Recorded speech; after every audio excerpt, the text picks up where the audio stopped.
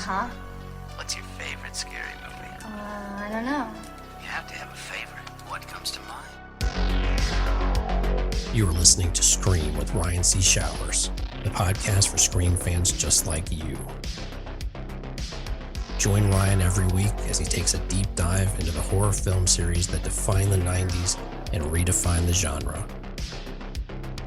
Scream with Ryan C. Showers is your source for scene and quote analysis, character dissections, and the latest news about upcoming installments of the Scary Movie franchise.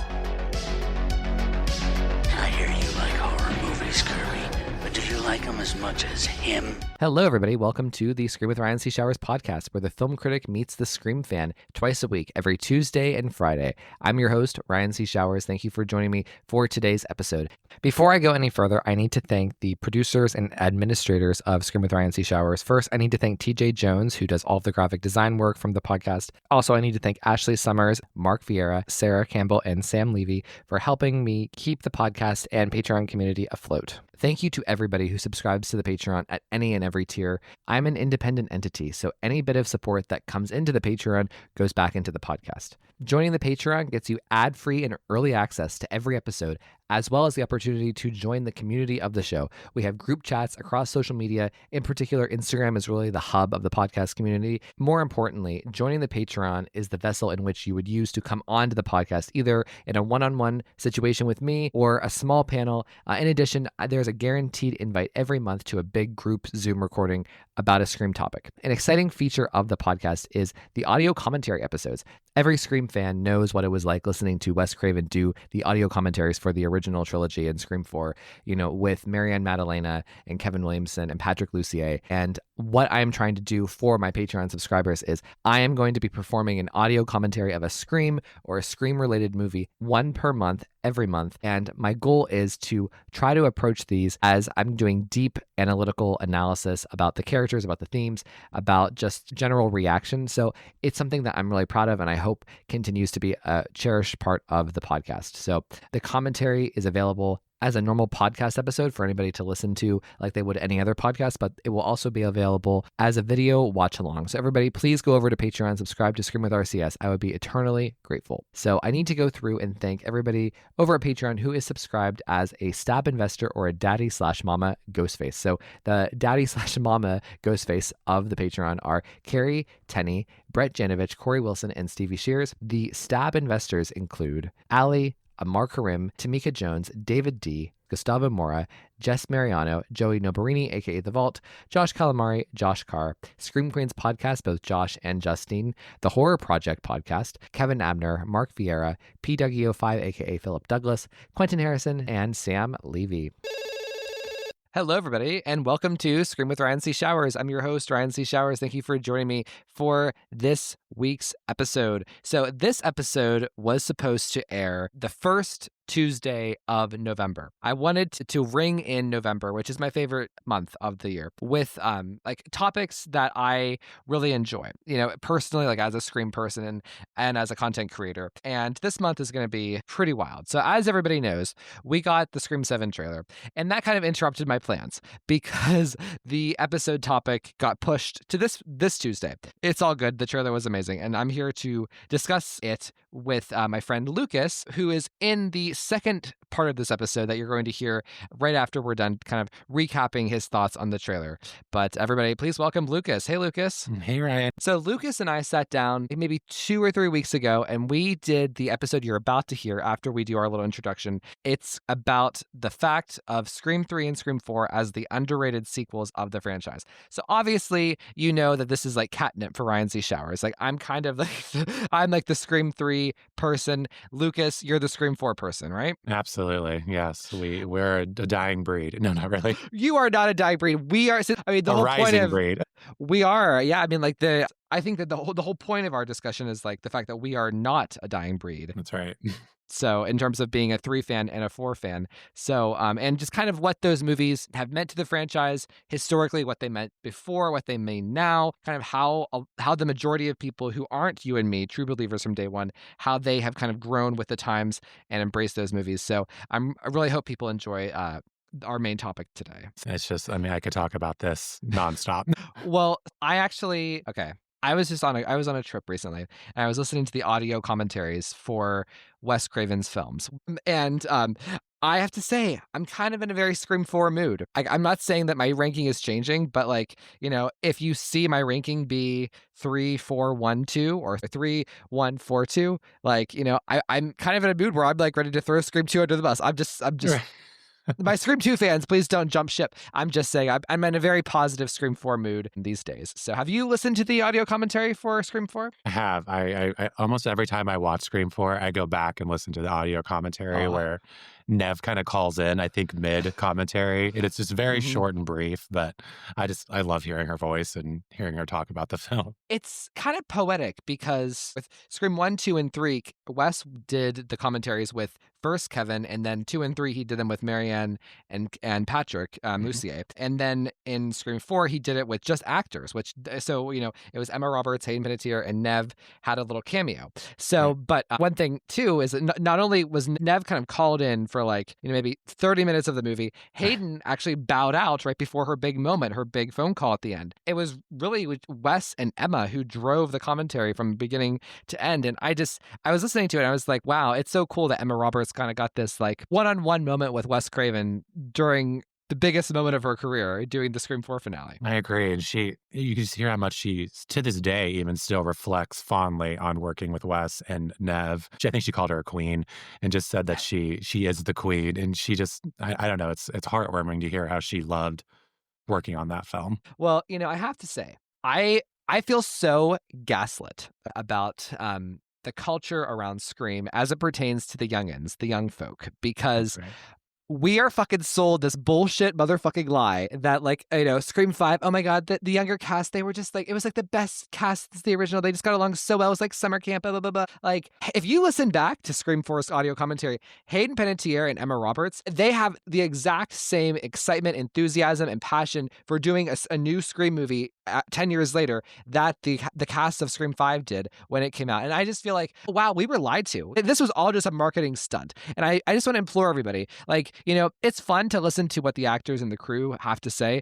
but also take it with a grain of salt. Like, they are selling a product, and like, just because, it's been so long and we all missed Scream back in 2022, it doesn't mean that, Mason Gooding and Jack Quaid and Jasmine and Melissa and whomever else, that they were so much more passionate about doing Scream, a Scream sequel, than Emma and Hayden and everybody who did Scream 4 was. They were just as passionate and their hearts were just as in it. I would agree. And I feel like with 5, it was like, look, we're having fun. If you have to be told you're having fun, you're not having fun. It's a feeling. And it's a feeling that 4 kind of resonated in the promotion, in the buildup, how the young actors felt on 5. And I know times have changed and we're very much, 4 kind of saw it coming with the culture of Instagram and stuff. With movies, the behind the scenes stuff, that's great after the movie comes. But before, I felt like that's what 5 was. It was all behind the scenes. And then the trailer was very Sydney oriented. So Gaslit is the perfect, it should be called Scream 5 Gaslight. I know, Scream 5 and 6 gaslighting, because like, I just was like, I was listening to them and like, I was like really enjoying like what they had to say about the opening scene. Like Hayden had so many interesting things to say about her journey. And again, she's an actor, so she's selling it too. They're all selling something. But regardless, I don't care if they're selling it, because I went along for the ride. And then, it feels like it just, when Scream 5 came along, it just felt like everyone acted like this is the movie that's saving the franchise. And it just feels like the thesis was because of how great the cast is behind the scenes. Look, they're all great friends. They have such a passion for the original. No, Hayden and Emma did too, bitch. And I'm sure, I can't even. But I just have to say that, like, just as a way to kind of start out the toast of this episode, like, that's something that that's not knowledge or feelings I had before when we recorded. And I was like, oh my God, I must include this. So, and all the talk of like David had an art class, Nev had a dinner, all that same stuff happened on 4. Like, you listen to all of that has happened before. They all talk about how welcoming the trio is, which unfortunately I don't think they were as welcomed in the films that they helped create and bolster over 30 years in 5 and 6 anyway.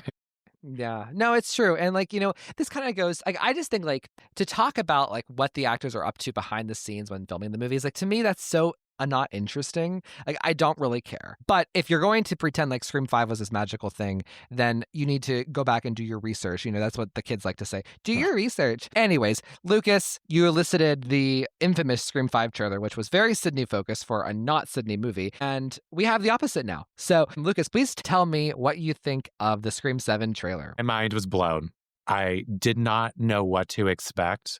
There was like fear going into it of showing too much, showing too little, the expectation. I didn't know how I was going to feel. I was so excited. I couldn't press play because I was like, this is the first time. So that I finally did. And my jaw was on the floor the entire time. I mean, when Nev shows up, I almost wanted to cry. I was so happy. And it was the thing about 7's trailer, it really showed what Nev can do as an actress. Whereas 5, it's not that Nev isn't solid in that film. Actually, if you look at the praise towards the film, she's the one that gets all the attention. Like, singled out her performance for only 12 minutes. But in this one, it's like, I think Kevin said it best. She wants to act. She wants something meaty to do. And they gave it to her. And this trailer alone, it has everybody. I feel like the excitement is just at a peak. Well, no, I mean, I think like the biggest takeaway, even if, because there are, the naysayers are out there for the trailer. And the thing about like the reaction to the trailer is no one is really convincing me of an argument against the trailer or an argument for the trailer looking mid or average or like, every time I see someone posting hate about it or not praise, like, I'm not trying to be a dictator and say, oh, everybody must praise the Scream 7 trailer, but no one's convincing me with their arguments that it's not as good as we say it is. And like, I think at the bare minimum, you can look at that trailer and say, this is an acting showcase for Nev Campbell. Exactly. And it feels like a real rounded way of bringing a franchise home in a serious way and in a way that feels not nostalgic, because I don't want to use that word, but as a way that feels like it's earned. I didn't feel like seeing Stu's house in 5 felt earned. It just felt like a tack on, an Easter egg, and an Easter egg with characters who have nothing to do with the previous films. Whereas here you can feel, again, it just feels earned. This trailer feels like an earned success, in my opinion. The best thing about the trailer, I think, the most brilliant thing that they did was just focusing on what is the hook, what is the actual story here. It's not, because I think with the 5 and 6 trailers, and even the 4 trailer to an extent, but like, we saw so much of just the new cast, right? The faces after faces after, even in the 3 trailer, like the past couple of trailers, we don't really have a sense of what the story is actually about. And it's mostly just showcasing cool action moments and all of the new pretty young faces. And I think this is like distinctively not that, because it is just about the mother-daughter angle and, this idea that Sidney Prescott, a final girl, has a daughter who is under attack and she needs to help her, empower her, but 2, also save her. So, and that's the most basic human fundamental thing I think you could possibly do in telling a story. Absolutely. And seeing Nev and Sydney as a mother now is a new hook. It's a new angle. We haven't seen that from this character. We're not having to reintroduce, like, this is her, she's new, this is new. And Isabel May's acting so far, she has what Nev had in the first, that vulnerable strength that really shines. And that's the hook for me, was the mother-daughter angle. And we know that, I hope that they're going to bring that full circle to Scream 1 with Sydney's relationship with her own mom. And again, but this is just the trailer. Look how much nuance we had just from the trailer that we can extract from. We haven't even seen what's to come. Well, so, I'm going to repeat this until it's beaten into everybody's heads. Just like the reevaluation of Scream 3 and 4. But, the other big takeaway from the trailer is like my favorite moment is when Sydney is on the phone with Tatum. Tatum is under attack. She has the gun and Sydney's trying to help her using the cell phone. But they're not in the same space, but Sydney is walking her through how to do it. And we're seeing Tatum grow in front of her eyes. We're seeing Sydney grow and evolve in front of her eyes in a very vulnerable way. This is probably the most vulnerable we've seen her since Scream 3. And I don't know. I just think like those 20 seconds of film in this trailer, this very limited trailer, I hate to say it, but like that is, besides Gale Weathers in Scream 5, I think it's the best character development we've had this decade in a Scream movie. And we haven't even seen the movie yet. This is just the trailer. But I hate to, and I just think that they justify Tatum's existence as a new final girl in this franchise, a new potential lead of this franchise, you know, more in those 20 seconds in an artful, smart way than they did for either Sam and Tara in 5 and 6. No, I completely agree. So and I hate this phrase because it's so new, but the handing of the baton, the passing of the torch, it never felt earned for two characters who don't hold space or even interact in a meaningful way. And Yeah. Sydney and Sam, for their scenes, there was no connection in a deep, meaningful way. And like you just said, this trailer, let's just say Tatum goes on to be a new lead of the franchise. That baton will be passed in a meaningful, deep way that people would actually want to follow this new character based off of what we came before. And we're not saying that the baton has to be tossed, No, but we're no. saying but like, you know, even if we're just like not even like thinking of it in terms of a new lead way, comparing her to Sam and Tara, but just think about it in a way of like Kirby or Jennifer Jolie, you know, in terms of just creating a new character that the fans absolutely love and have passion for and fully embrace in our heart and our soul. Like that is what they do in those moments of Tatum finding the strength and learning from her mother and doing it herself and trying to figure everything out. Like that is what we want in great character development. And I think that they did that. So Lucas, what is your favorite part of the trailer? Actually, I would say at the scene when Sydney's like sitting on the bed or the couch and Tatum comes in and says, I want to be a fighter like you. Yeah. And Sydney has this look of, you don't know if it's pride or fear or probably a mix of both. But then Yeah. it's followed up with that amazing sequence of Sydney on the phone with her, like, you're in it now, and this is what you have to do. So I think that was probably the most touching. And then Gail hopping out of the van and seeing just the brief, you know, with her and Sydney. There's so much more to come, I feel like, with those two. But that just warmed my heart. And then, of course, the Dewey voiceover, very faint, but that's going to pull at the heartstrings. I already know. I almost cried when I heard it. It was such a good choice to include something of David in the trailer. Absolutely. You know, Lucas, this is funny because like the trailer, it was a hit. There's no way around it. Like in No, terms it of was a hit. the volume of views on YouTube, on TikTok, this trailer took over the culture the day before Halloween.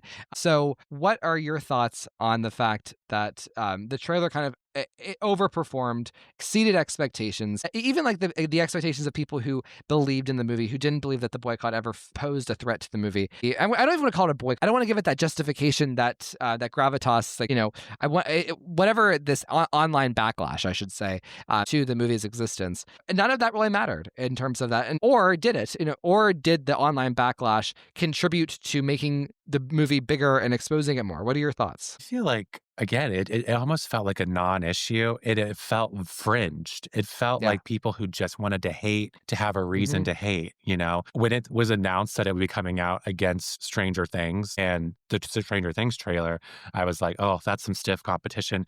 But Scream surpassed. I mean, that's amazing. That's a feat in itself. I know. I mean, that's amazing. And I'm a stranger, again, not a hater. I love Stranger Things. But the excitement for Scream 7, it really did surpass what even I thought. I thought people are going to like it. They're going to be excited by Nev's return, and Ghostface is iconic. And maybe there'll be a stew in there that kind of gets the people revved up. But really, it blew it out of the water, and it made people say, boycott what? You know, what boycott? What are we boycotting? Who are we boycotting? You can't pin it down. And what you had said earlier about trying to convince, you didn't feel like you needed to be convinced one way or another.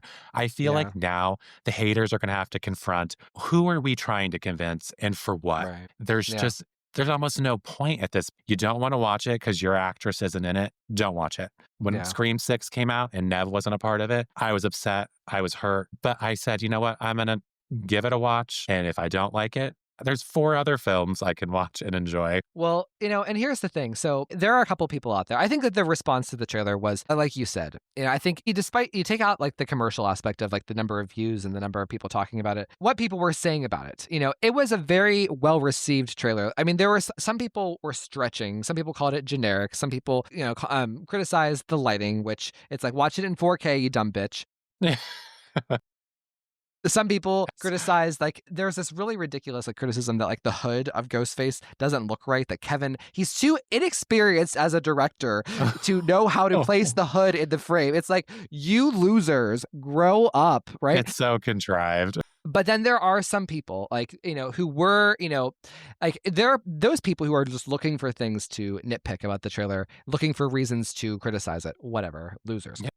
There are other people though who have platforms, right? And who I feel, and these aren't the majority, but it's still worth noting and making people aware of this to be more informed about when you see hot takes, right? Is like there are people out there who, no matter how good the trailer could have been, right? They were going to give it a mixed review because of the fact that they are trying to appeal to a base of people, like their audience. Like they're trying to pander to the political leanings, the activist leanings of their audience. Otherwise, they themselves would be called out. Or people who just have a beef with Nev returning in the first place instead of continuing on with new, younger, whatever cast members, which is stupid and annoying in the first place. So, I just want people to be aware, like, just remember, when you see people reacting a certain way, there's usually a reason. Not everybody is an honest broker. I'm as much of an open book as you can be, right? All the praise came in. Everyone was saying, and for what? And why are we outraged? And for who? Yeah. But the thing with Scream 7 is you can't say this director doesn't know what he's doing. He doesn't know Scream. He created it. This actress doesn't know Scream. She's the lead actor that, do you know what I mean? It's just crazy talk at this. Yeah. It's like what you said earlier. They're trying to convince themselves that it's a failure, miss, and we have to do the boycott. Well, and, to this point, it's like, I know you weren't like the greatest fan of The Life of the Showgirl, but that's beside the point. We're just going to be talking about the commercial success of The Life of a Showgirl. And, it was a mixed bag of people. A lot of people loved it. Like the general public really, really liked the album, who aren't really online, who aren't really in the discourse. But, a lot of content creators, I say that with air quotes, there's a lot of like angry takes about the album that kind of really made the release weekend an odd thing for people the weekend that it came out. People, there were a lot of mixed emotions, and it was just a kind of a crazy thing to experience. And I kind of feel like that's what's happening with Scream 7, is like the way that The Life of the Showgirl kind of became the greatest selling album of all time is kind of what's happening with Scream 7. It's like the more that these people contribute to the conversation, even if it's negative, it's helping the movie. So it's like, you're doing it for us? Please, thank you. I think I sent the meme to you. It was like, I want to be a showgirl, but I'm still a tortured poet. It's like, I wasn't quite there, but then I got there, and I'm like, I see the merit in it. Is it my favorite album of hers? No, but I love her. I love her, and I love what she stands for. So I'm happy for her in any success that she has. I say thank you for the lovely bouquet. Any final thoughts before we toss it over to ourselves for the Scream 3 and 4 discussion? Yes, like you said, thank you for the lovely bouquet. I want to thank the haters, the boycotters, the people who've hated on you, who've said horrible things to you and about Nev and Kevin,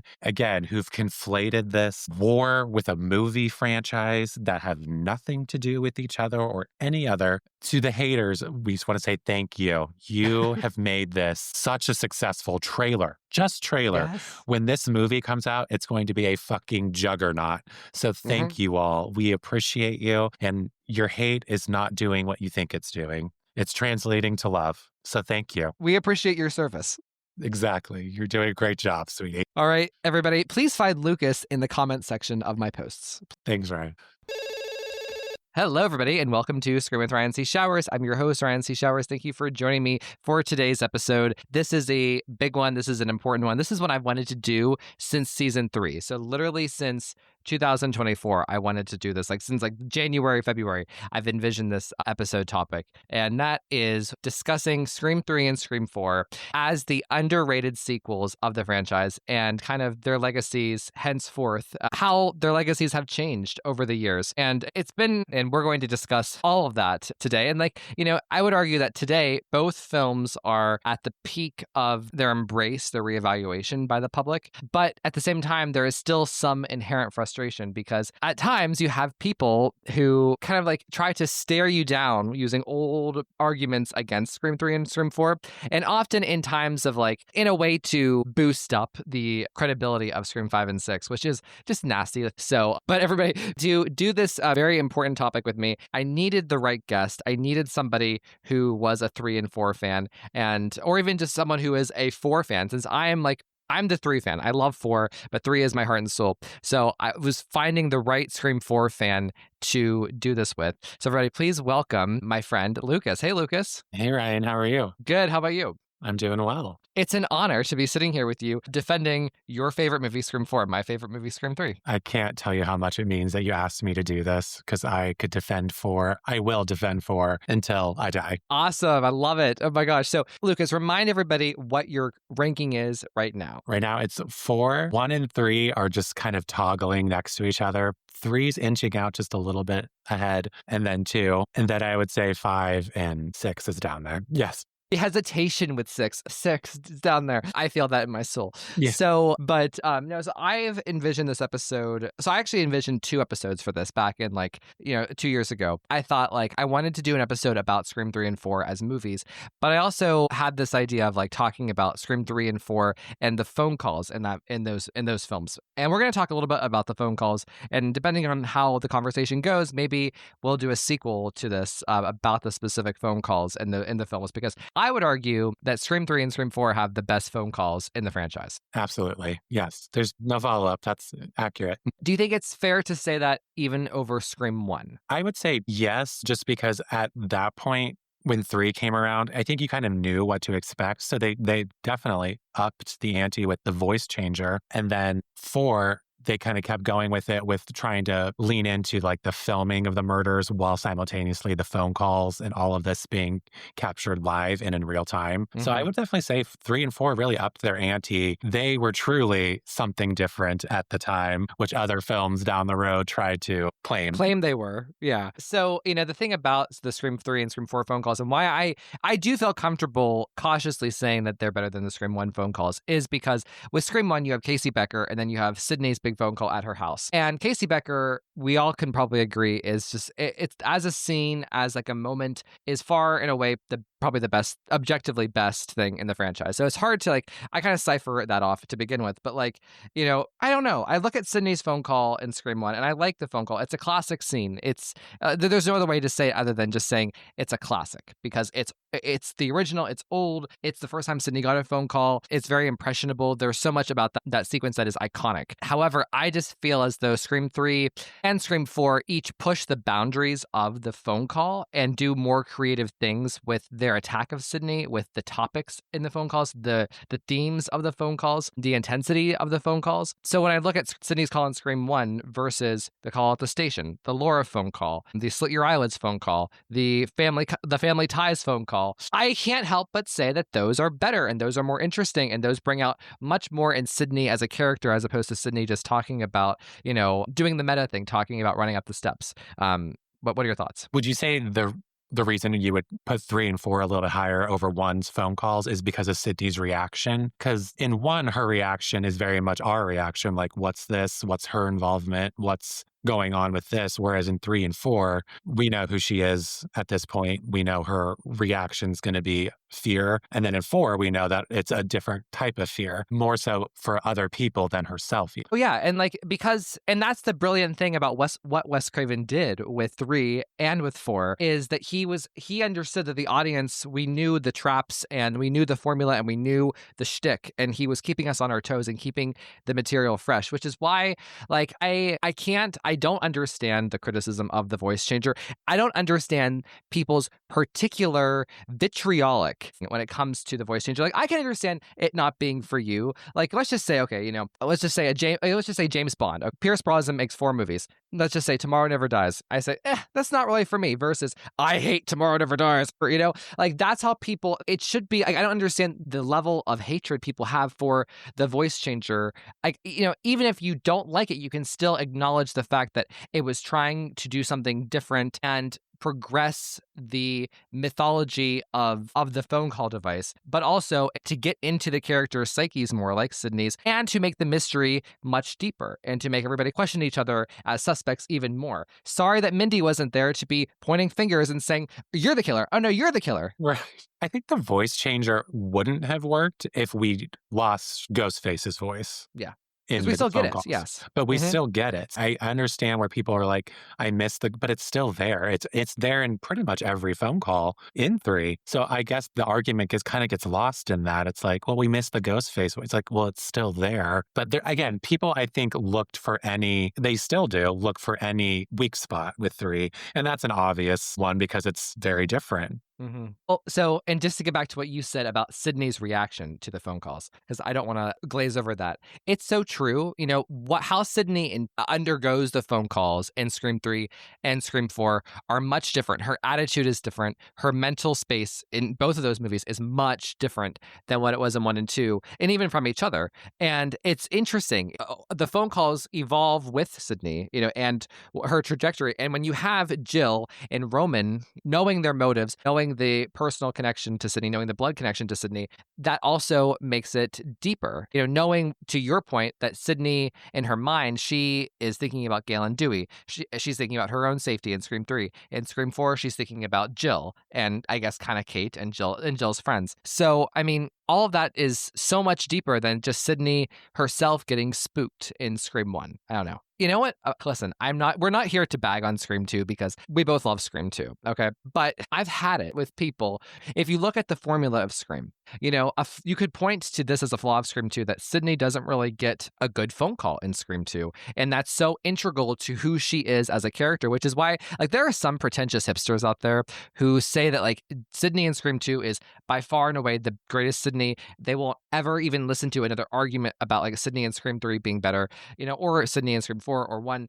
And, like, okay, but like the phone calls are such a key aspect to who she is as a character and how she functions in a Scream movie. She really only gets half a phone call, you know, which is the phone call at the sorority house. And it is a good scene. Wes Craven builds it up so well. The walk back, you know, the way how she hesitates. It's literally two or three lines, like 1, 2, 1, 2, and we're done. That isn't, compare that to the Laura phone call. Compare that to the numerous phone calls, you know, elsewhere. It's just, you know what I mean? I don't know. It's just like, how can you say that Sydney in Scream 2 is the elite best Sydney ever when that is the only phone call she has? I feel like her reaction in Scream 2 is just a heightened version of Scream 1. It's more of her being afraid that it's happening again. That's her motivation for answering the phone. I mean, Nev, again, her facial acting is always so good. And the way she looks back at the phone, you know, it's her hoping that it's not what she thinks it is. But you're right. It really is the only phone call she gets in that film. I think the only other thing she gets is the computer scene towards the end, the threatening That's message. not a phone call. No. But I think other than that, it really just one phone call. So it is kind of hard to judge Sydney and Scream 2 based off of one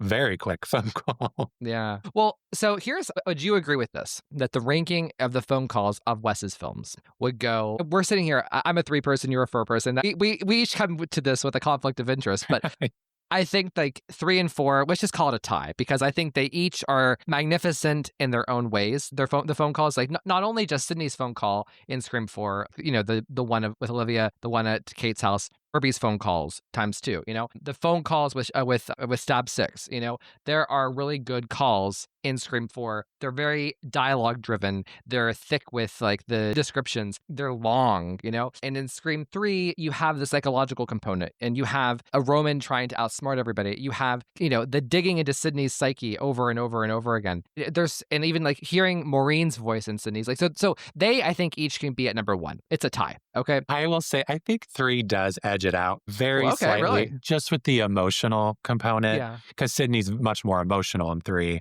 based off of what she's hearing, the voice of her mother, knowing her friends are in danger at like certain points. So I think 3 does edge it out slightly. Well, I appreciate that. I still think it's fair to call it a tie just because, the people love Kirby's phone calls in Scream 4 and they love Sydney's phone calls. And like, there's just so many phone calls in Scream 4. I think, for people who say that Scream 4 didn't feel like Scream, how much more can you feel like Scream besides having phone calls the entire movie like we do, you know? So let's just say 3 and 4 up there.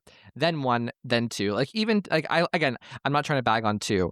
It's just, I don't think that the phone calls, Randy probably has the best phone call. I think Cece's is thoughts. I think I love Cece's just because Sarah Michelle Gellar is acting. I love her annoyed. Do you want to leave a message for someone? Like that's so Sarah Michelle Gellar coded, and I love her for it.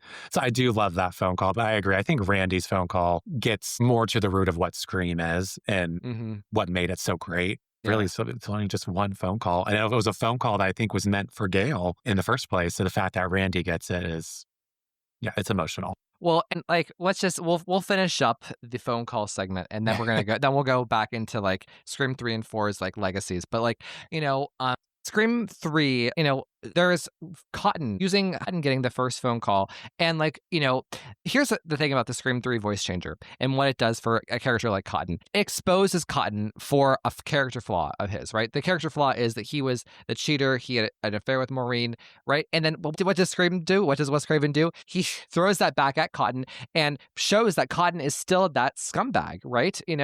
Right at the beginning, before it switches back to Ghostface. And it's really, really scary. And he plays the Ghostface game. Oh, let's play a game. I'm going to ask you a question. You better tell me the answer. Like, that's wonderful. Sarah Darling. I love Sarah Darling. I think that she is so spunky in her scene. Her scene is so entertaining and so dynamic. And there are more pitches, like up and down with her responses to Roman, that make it interesting. And then after that, you have all of the wonderful Sydney phone calls. You have, Laura, where we hear Maureen's voice, the one at the station where it's Neve Campbell's best performance ever, right? We hear Sydney's own voice back to her. And then, of course, the last phone call is welcome to the final act at the mansion. There are so many great phone calls in Scream 3, each with a different motivation, and just also, again, using it as a device to make the characters not trust each other. That is so cool. Absolutely. And I love what you said about Cotton, a character that you have seen go through Scream 1. You don't see him very much. Scream 2 really has a lot to do. And then 3, you kind of hope that he's changed, but he really is just the same, hungry for attention wherever he can get it, where it's a good juxtaposition to like Gail, who there's a constant changing throughout the franchise and you want her to change, and she does. Well, and that's actually a really good point, and like a difference between Cotton and Gail, both people who were there in the prequel events that we never really got to see, right, with Maureen Prescott. The hungriest people in the franchise. Hungriest people. So here's a question. Someone asked me once, do you think Cotton and Gail had an affair, or do you think that they ever knew each other before those events? I think I could definitely see Cotton putting a move on Gail and her entertaining it for just a minute or two to get what she needs out, and then just being disgusted and throwing a throwaway comment, like, no thanks. Oh, right. Well, so, and the thing about like, just let's take Sydney's phone calls in Scream 3. Both of those phone calls happen like at very pivotal moments. Like the first phone call is to push her out of hiding. Okay, so, Sydney spends all of Act 1 by herself, secure, secluded, whatever. That first Laura phone call pushes her out of hiding.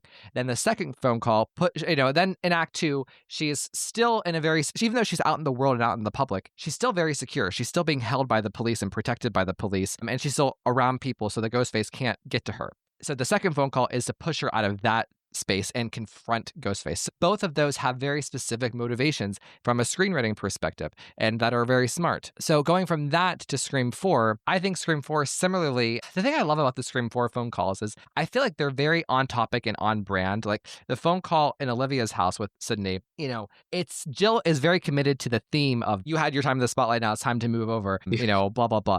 And then like the second phone call is about the family ties, getting Sydney to be enticed by the family of it all, and playing on Sydney's vulnerability that she doesn't have much family left, right? And so I just think that both of those, having the focus and a subject for each of the phone calls is again very smart from a screenwriting perspective. I believe Jill's phone calls are like the sassiest Ghostface has ever been. Like some of the quick throwaway lines are something I don't think we've really seen again in Scream or before Scream that we get in Scream 4. Like when she says, "Do I sound like a Trevor to you?" in the beginning, like that kills. Like I always have a good laugh at that.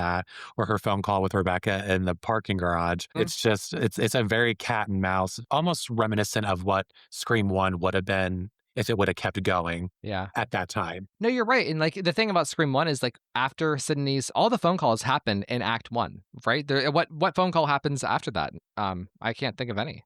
But I forgot Alison Brie gets a great phone call. Yes. You know, Jenny Randall. Like, I actually, people are critical of the theatrical release of that opening scene, but I like the phone call. I like the dialogue back and forth. This isn't a comedy. This is a horror film. People live, people die, and you better start running. Like, even just saying it just now, it's just like da da da da. Like, there's so much momentum there. It's almost musical in some way. Yeah, and like even like Alison Brie's scene there again, that was reshot just like the opening. So it's interesting that there are two phone calls that had reshot footage, but I like the dialogue in that scene, and the way that it ends with the fucking morgue. And Wes, just the way he structured that and had the blocking of it is creepy on its own. Being in a parking garage late at night is creepy. So those phone calls, the chase, even though it's short, it does its job quick and effectively. Yeah.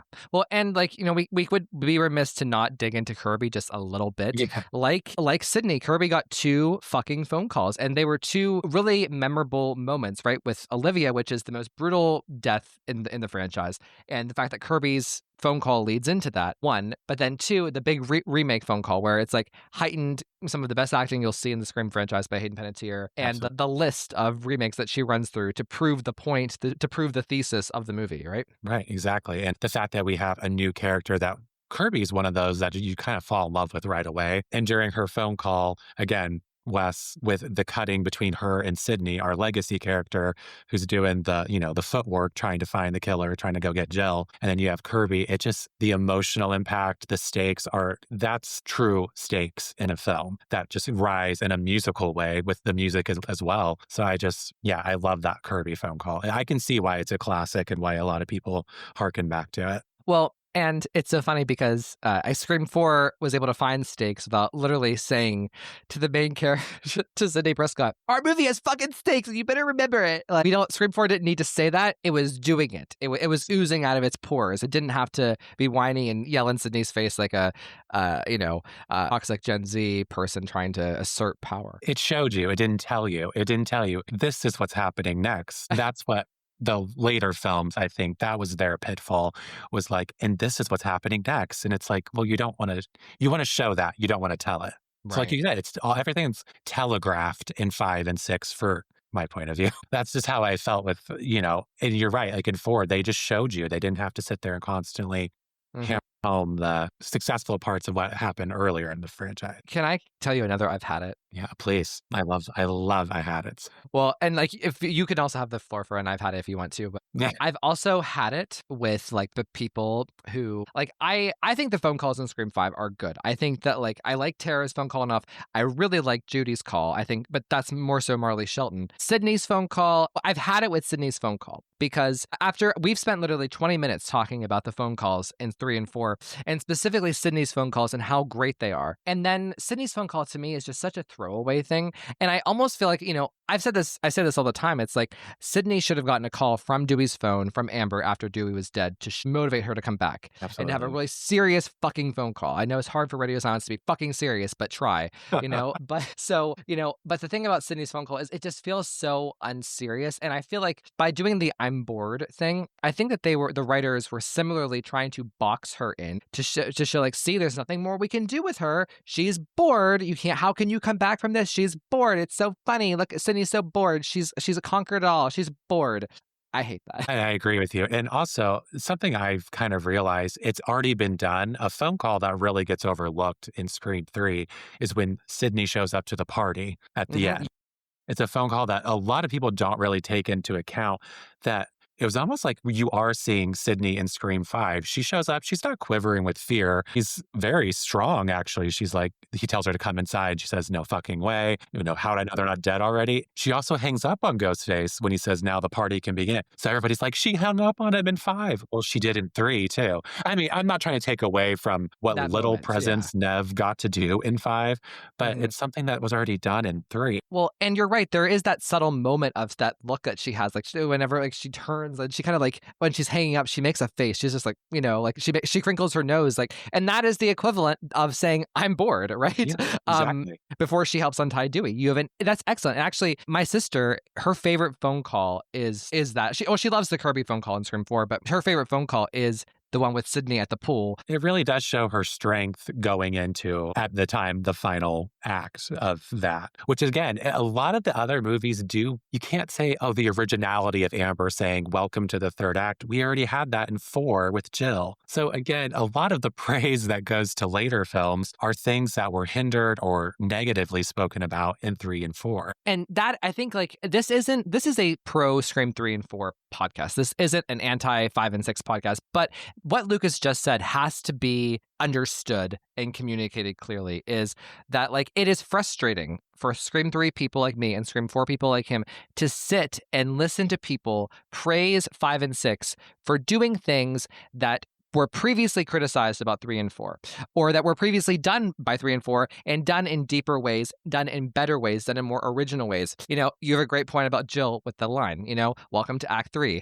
How could anybody forget that line after she shoots Trevor's dick off? But yet Amber, you know, she with an even worse character in Liv. Amber disposes of her, and then welcome to Act 3 with this horrible, like, handheld, like, camera work that, like, goes up into her face and, like, tilts to the side. Like, I hate that sentiment. But, like, you know, another example is, like, Sam and the Visions. I can't believe that people didn't roast Sam. And, like, I think that they were criticized to an extent, but the way that people criticized Sidney Prescott having a genuine nightmare about the woman who this fucking entire trilogy has been about in Scream 3, her mother, her blood that she knew and she lived with for 16, 17 years. Sidney Prescott had a nightmare about that, and fucking film bros and annoying ass people online criticized that scene for 20 years. How dare you sit there and act as though Sam Carpenter having visions, constant visions of somebody she never met? Make that hypocrisy make sense to me. Absolutely. I completely agree with you on that. My biggest, it drives me nuts, is when Sydney is stabbed in Scream 4 twice. And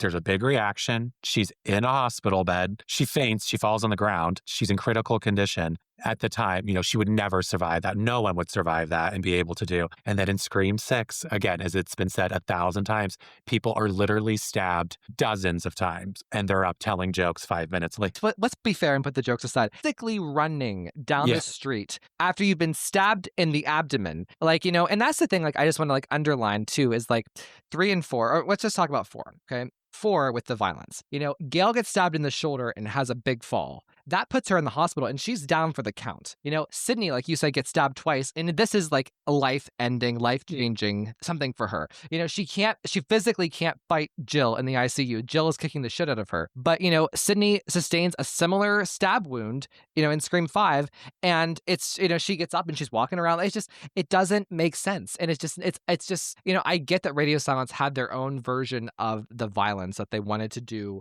and carry out with their movies that was similar to the Ready or Not violence. However, I think that for the continuity's sake of, you know, if you're taking on a franchise, you should try to blend into what came before. And I feel like Radio Silence did not do that. No. I mean, when Tara gets stabbed in Scream, she is falling from a balcony. Gravity is pulling her to the earth, and a man has a knife ready to catch her on.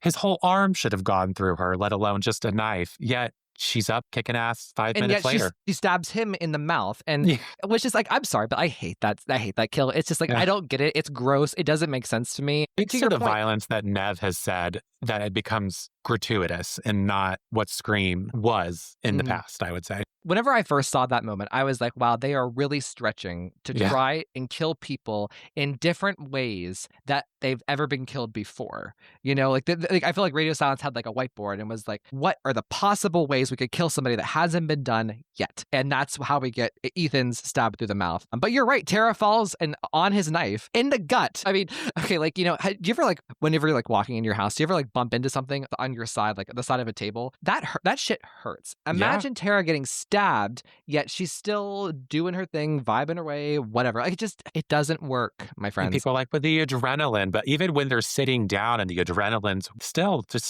I don't know. Again, it's getting nitpicky, but it's also, that's what 3 and 4 have been, not just nitpicked, they've been slaughtered for things that kind of makes sense now retroactively. Like Sydney is down for the count in 4. Like you said, she's, in the hospital bed. Whereas in 5, they came up with healing blankets to put over their shoulders. And it's just, again, it's just, Well, I don't know. And to your point too, Tara's like stabbed in the back, yet she's also climbing up the theater to get to the mezzanine by people. Like, this is not cute. So the point of this episode is to describe Scream 3 and 4's like previous reputations and how they've changed and why we think that like they deserve to be reevaluated, to be respected, to be seen as legitimate parts of the franchise, and to be up there with 1 and 2. And for like, I think like at the end of the day, I think a lot of people have come around to it. And it's not even just hearing me yap about it. It's not just seeing my post. I think that there is, as people revisit 3 and 4 versus seeing 5 and 6, it's kind of like the two opposite things, right? You have 3 and 4, which are only going up as they age, and like they have more rewatchability and more of the goods to sustain over many years, versus 5 and 6, where I don't think you can watch 5 and 6 and think like, that they are as good today as they were when you first saw them. I think each viewing of 5 and 6, it's like milk. I agree with you. I think 3 and 4, again, the people, and it's fine. I mean, the people that shredded it, a lot of those have come around and they're like, maybe it was too harsh. And is it watching what happens in 5 and 6? Is it just time that changes your opinion? I always admire the people who had watched 3 and 4 originally and found what's so lovable about it now. The critiques back then are what people actually do give it praise now. So let's go through the critiques and let's talk about and describe to people, because like there are people out there who didn't live it when these movies were unpopular or even deeply unpopular. Hope you're ready for a few I have it's, because the critiques are gonna, bring it on. Yes. Okay, so this is what 3 was previously criticized for. 3 was previously criticized for being too comedic, that there were too many plot holes because the screenplay wasn't written by Kevin Williamson. And that was the other thing too, like that I used to have it with that, okay? Yeah. People acted as though Scream 3 was already just automatically illegitimate because it was the only movie back then that was not written by Kevin Williamson, which is such bullshit now. It is so, it grinds my gears now. So, but like people said that Scream 3 has all these plot holes. And I feel as though I've tried to debunk the plot holes. I don't think they're plot holes. They can be easily explained and open to interpretation. God forbid, people act with artistic, suave like that Wes Craven did and didn't have to walk you through every little bit of their decision making. Right. But, people used to criticize that Sydney wasn't the main character, that she had little screen time, blah, blah, blah. I've proved that wrong. Fuck you, people. I think those are my least favorite kind of people. Like, if I could, just abolish the people who say that Sydney isn't the main character in Scream 3, goodbye. It's also been called too much like Scooby-Doo. People did not like the brother twist, and people hated the Stab 3 cast. I still see some people who will criticize the Stab 3 cast, and I kind of get it, but it's not important. The anti-brother thing, though, makes me mad. So it was okay for Michael Myers and Laurie Strode, but it's not okay for Sydney because it wasn't written by Kevin Williamson. The brother thing, again, like you just did, Laurie Strode and Michael Myers, for years it was debated, and then they do flip it, and he's no longer her sibling, and people hate that now. Like, it was just one of those things where it's like, I don't understand why you couldn't go with what the story was, and this really did break new ground with the killer. It couldn't have been another boyfriend or a love interest, or then you do that, then it's repetitive. You don't do that, then it doesn't make any sense. It's like, okay, well, I don't know where you're going with what you're hoping for in that context. There are a few things that I think could have made it even better than what it was. I love it. I love Roman. I think he's a great Ghostface. I think him and Nev, for not having a lot of scenes together, have a really deep connection that, better than some people that have lots of scenes have with the killer or killers in later films. But I think that, if we could have got another scene with Sydney and Roman, of course that would have been perfect. But their scenes together at the end almost transcend anything that would have come before. They do. And I think what you're saying is the depth of the finale with them and that connection that they have, that intimacy that they create within 15 minutes, it's palpable. You can feel it. And I think that's something that lives on much longer than the set that was constructed for Amber Freeman's house in Scream 5. Well, striking, like the handhold at the end of 3, like that's something that I think, when I think of 3, that's an image that pops into my head, and that's something that's not really shown later on. And I'm not saying that Scream 3 shouldn't be criticized. Should Sydney and Roman had a scene together? Perhaps. I think that there could have been something very easy where Tyson and Roman were walking past Sydney and Dewey Right. on the Stab 3 set before she goes into the bathroom. That could have been an easy fix, right? I'm not saying that Scream 3 isn't above criticism. I'm just saying, like, I think that like criticizing the brother because it's the brother, as though it's like, but Scream has always been about families. It's always been about like these ties and like these emotional backstabbing stuff. And like, I also think it works though for Roman and Sydney not to have scenes together because it kind of adds into Roman's plan, of keeping himself away from Sydney and only having this moment with her, this one thing that he has beef with. So bringing her to this moment where she can't get out or she's trapped with him, that makes sense to me. It also adds to Sydney's reaction to him in the end of genuine like shock and surprise. Like, yes, I don't know this person, but maybe if you could have been somebody that I would have accepted into my life had you come to me instead of going to Billy Loomis or whatever. It's plays that part so well of almost instant forgiveness of him because she understands what he has gone through, not having a mother, not having a family. The performance in 3, it's so great. It's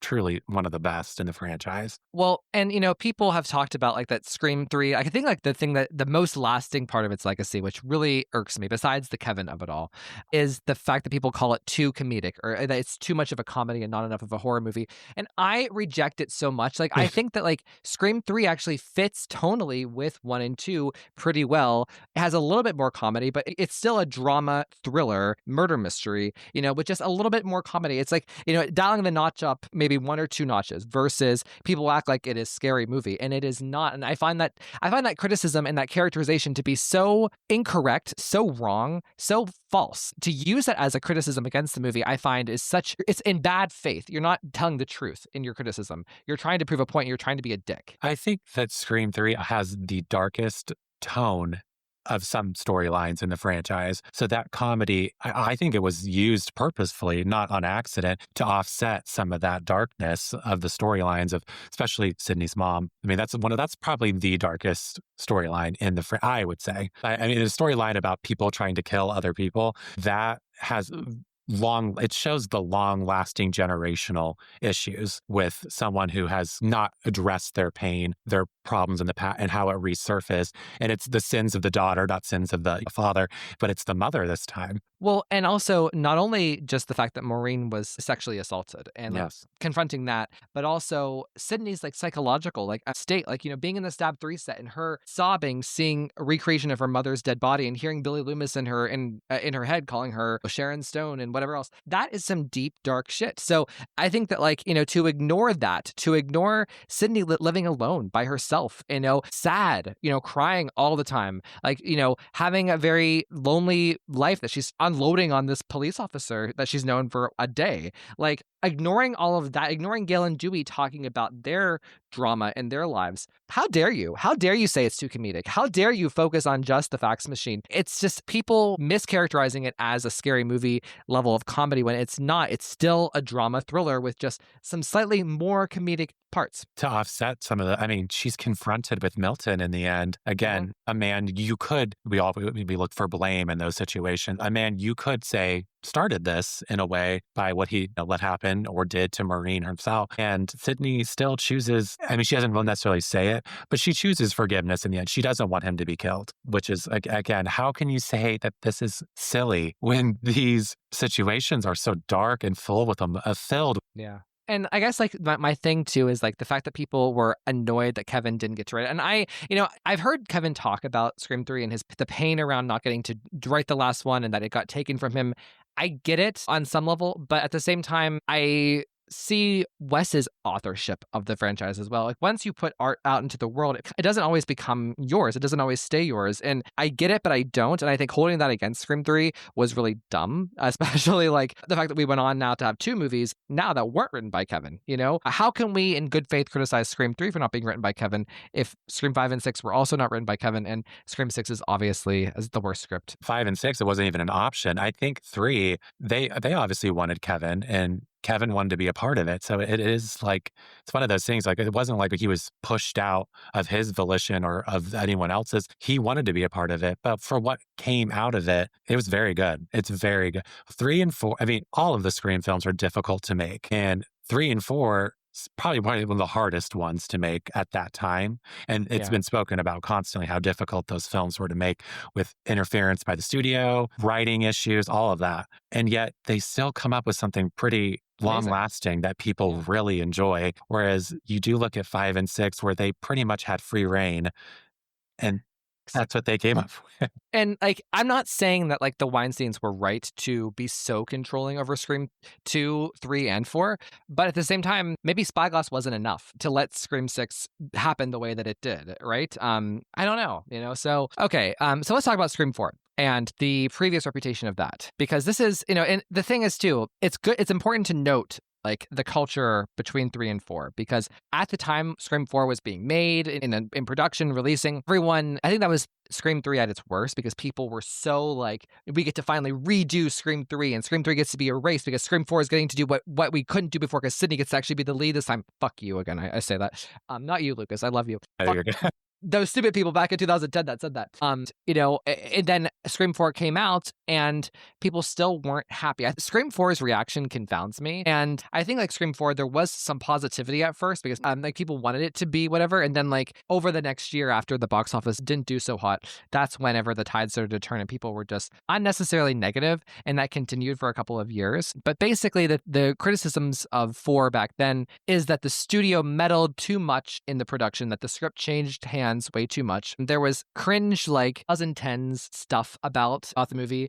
like the comedy, which how dare you compared to Scream 6? Scream 4 has cringe dialogue and stuff in it. Just hold on for Scream 5 and 6. Exactly. With the I've always wanted to stick something in you, Tara. Imagine Charlie Walker saying that and how people would have reacted. So whatever. But some other things is like people thought that it was goofy. Like there's the gay part that people don't like. There's the Bruce Willis thing. Both I think are overrated in terms of whatever flaw it could be. But also people criticize the fact that it didn't have the same music as 1, 2, and 3, that there were a lot of deleted scenes. And I was a critic of that. Whenever the podcast first started, I've changed my mind here, but the lack of... And actually, one of the first things I commented on your page was you were talking about the music for Scream 4. And you said that you didn't like it as much, which it's totally fine.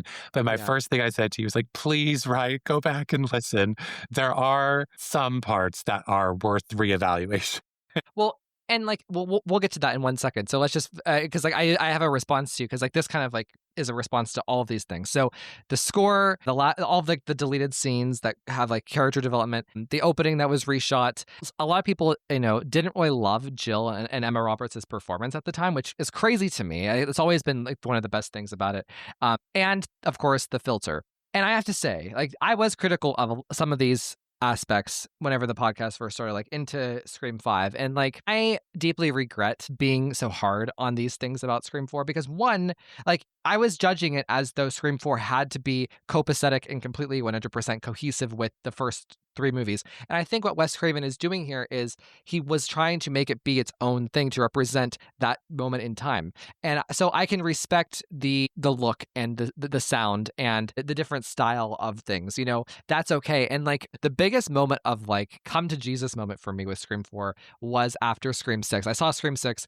Brent forgot who Kirby was. So we came in and watched Scream 4 and I felt reborn. I felt like an evangelical. Oh, Lucas, I turn it over to you. I agree. Like I've always loved 4 and 3. I did support 4. You were critical of it, but you weren't bashing of it. You didn't completely dismiss it as not worthy of being a part of the franchise. But I do think for any of its, you could say of a line here or there it's whatever. The Bruce Willis line, does it completely weigh down the film? I would say no. But again, criticism is fine, but completely writing it off as not being worthy of what Wes did with it, what Kevin's contribution, having 3 characters in a horror film last that long.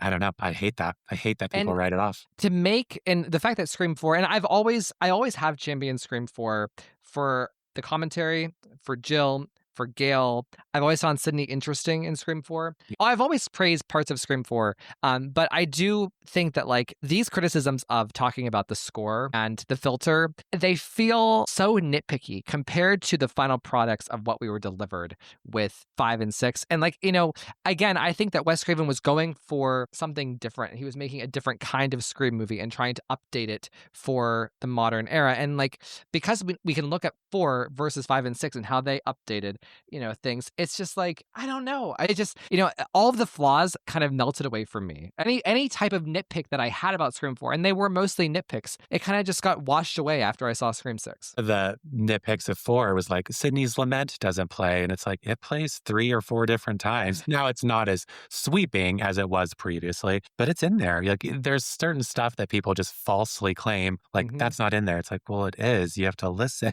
Compared to the way that it's featured in 5, right? With like that's like 5 seconds, like literally, like maybe 10 seconds. Maybe. But I don't know, like even the opening, the thing about Scream 4, and I'll just speak to this personally, is like, I used to criticize the opening of Jenny and Marnie.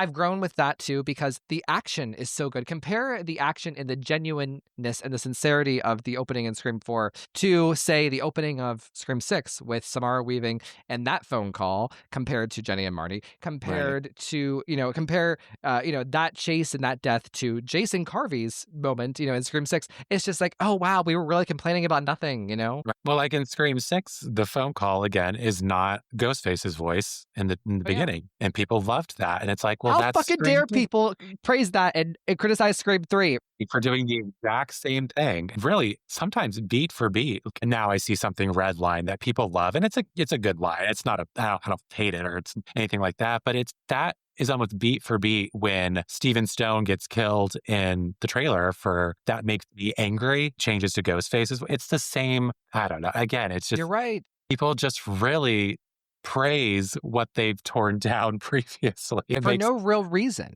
No. And like, so take the deleted scenes. Like I think my problem with Scream 4 before Scream 5 came out was I was trying to force this fantasy of making Scream 4 a part of the original trilogy in that same style. But I think what Scream 4 is actually doing is updating the Scream formula for that modern era. And as a millennial now, I especially also appreciate what Wes Craven was trying to do with the millennial culture. I feel like the first 3 Screams, like the way I always had it in my head is like they're like the ice cream piling on top, and 4 is like the sprinkles and the whipped cream and the cherry on top, just kind of really hitting home what Scream is. In a homecoming, I've always loved the way you called it a homecoming film, because that's what it is. And it's done so well, and it's such a welcome return to Woodsboro juxtaposed to 5, where it's like, it makes me, after seeing 5, and not to hate on it, if people, again, love it with all your heart.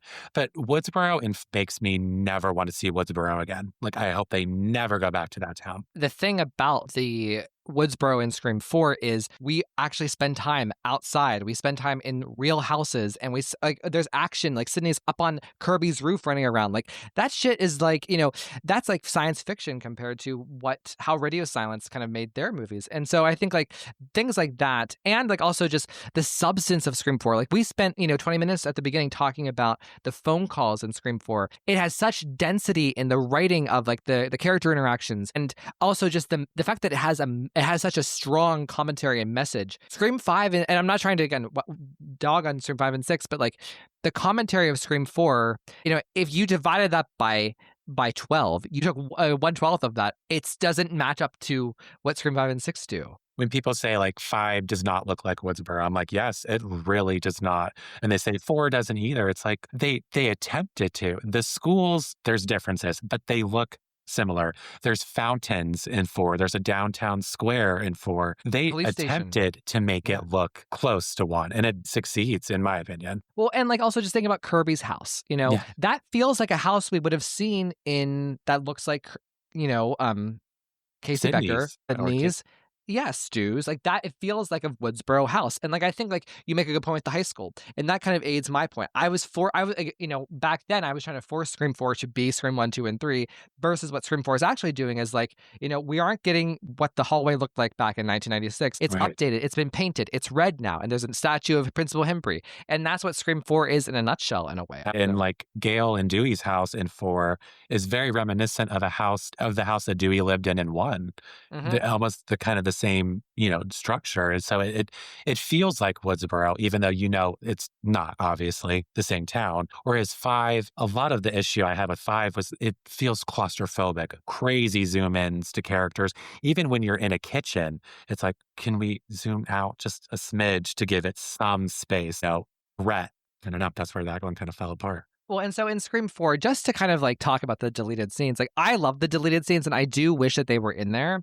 You can watch the deleted scenes and pretend like they're a part of the movie and absorb them as part of the universe and problem solved. But even so, just watching Scream 4 on its own, it does have a very swift tone and a watchability factor not having those scenes. So there is, there is a counter argument to not having those scenes in there. So it's, it feels like shrug, who cares, after all the time. It's So, something that would have added to the movie, but it doesn't detract from it in a way that makes it unwatchable. yeah.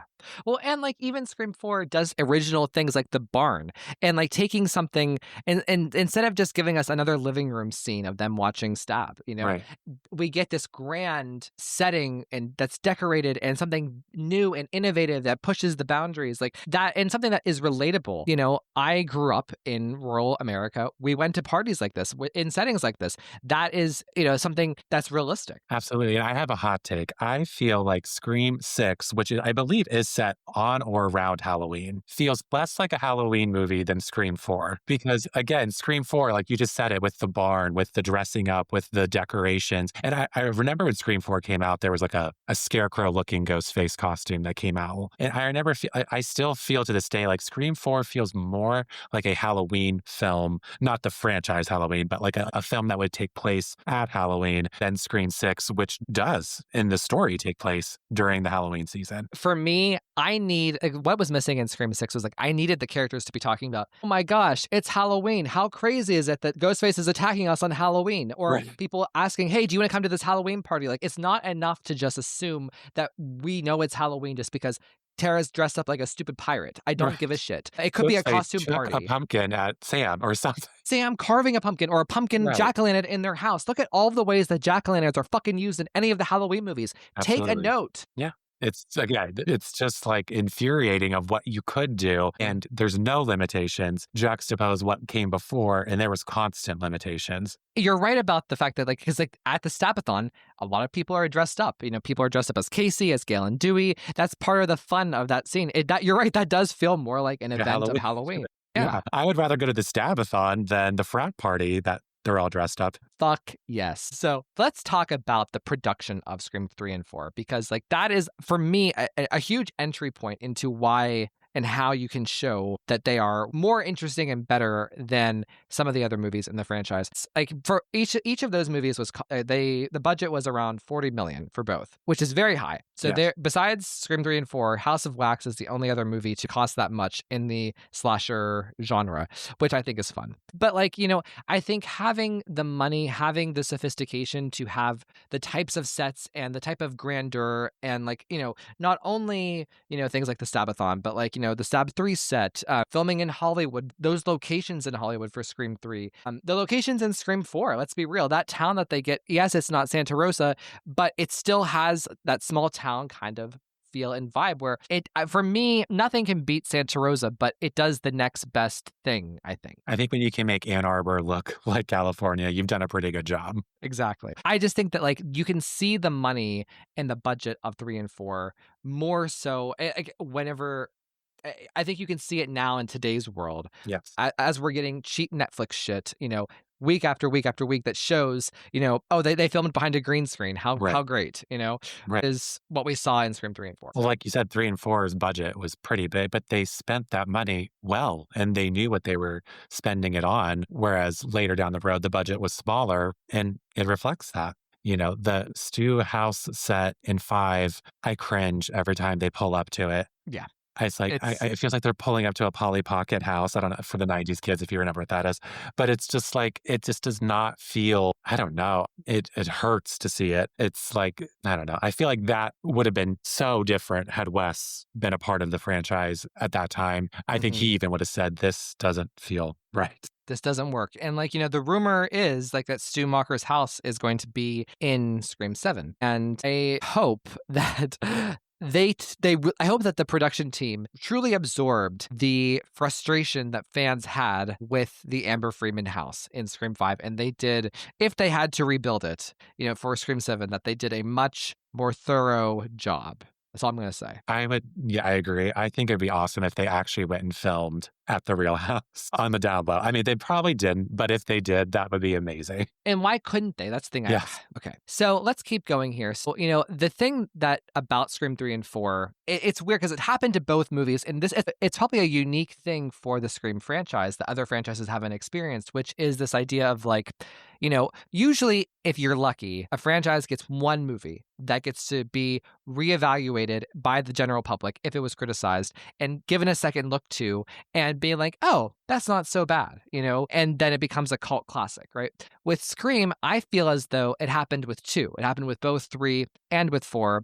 I think that 1, it's because the criticisms of both films were unfair and stupid at the time, right? But also they had larger societal things happening that kind of made those movies more relevant. With Scream 3, it was obviously the Me Too, literally featuring Harvey Weinstein, and so easy to put John Milton in that frame, so there's that, but then there's also this rise of the like TikTok culture and social media that really makes Jill seem very timely. So you have both of these things. And I think that like they're both equal. It's like the phone calls, which is better, 3 or 4. In my opinion, I think that Scream 3 having the Me Too movement kind of give it a second look. Scream 4 having the TikTok of it all. They're both equally powerful motivators to give it a second look, to reevaluate these movies. They feel more prevalent today than they did then, even. It almost, probably back then, it seemed like, well, this seems so far-fetched. I mean, I didn't feel that way, but I was like, because we all knew somebody like a Jill who just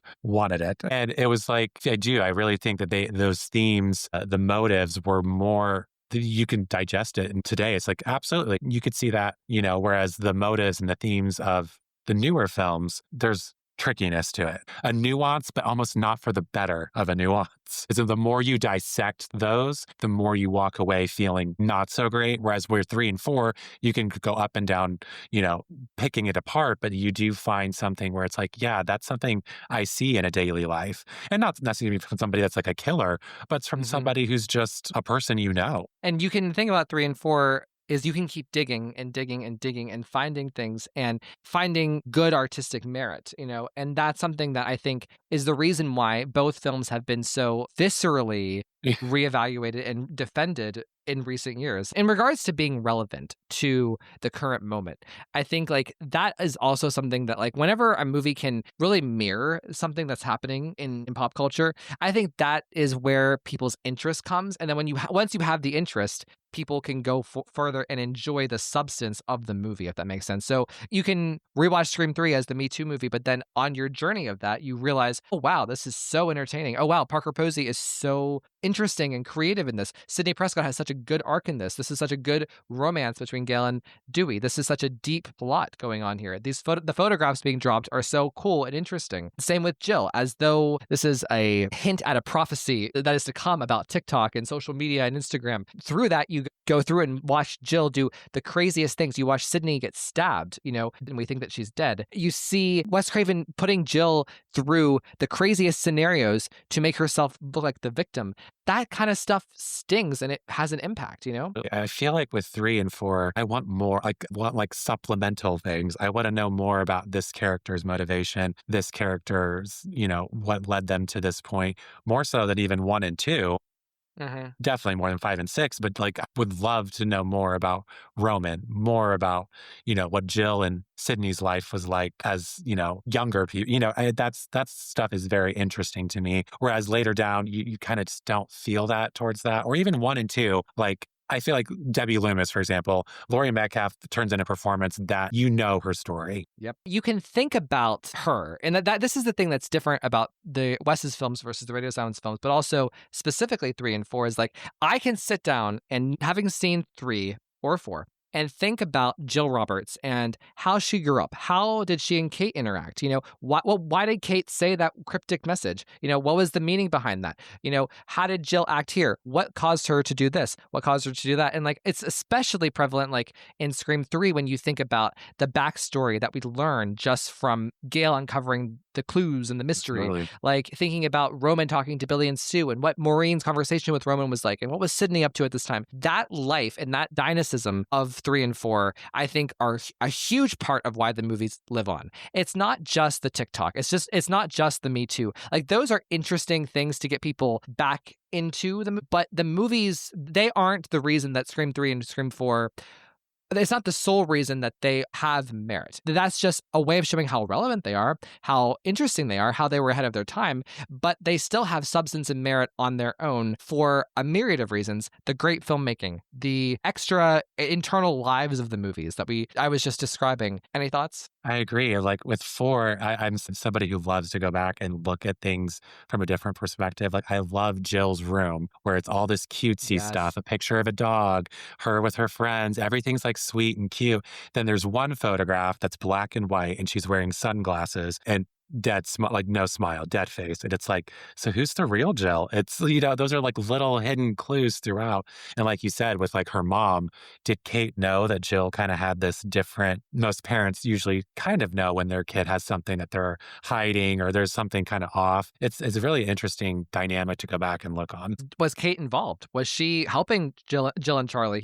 We don't know that's on the table. We could talk about it. Was Angelina helping Roman? Right. Both of those things kind of go unanswered, but they're interesting to think about. And you can go probably 10 feet deep in a discussion about that. And I know Angelina was a character. I'm pretty sure she was supposed to be a Ghostface. And sometimes in your head, you can almost watch Scream 3 and just to see that Roman decided to get rid of the accomplice early and not tell anybody. And same thing with Jill and Charlie, like, getting rid of Kate. They could have done that. Like, so there's such an internal world to those movies, right? Even like Jill. So like whenever Olivia's getting killed, the way that she has her cell phone, she's like has it up against the window. Like little things like that just show the detail of this universe. That is why I love Scream. And I'm praying that Kevin Williamson brings that back with Scream 7. I miss that universe and that thinking about the world of Scream. I would say one of my favorite moments that are the scariest in the franchise is in 4. Obviously, it's 3, Sydney's nightmare.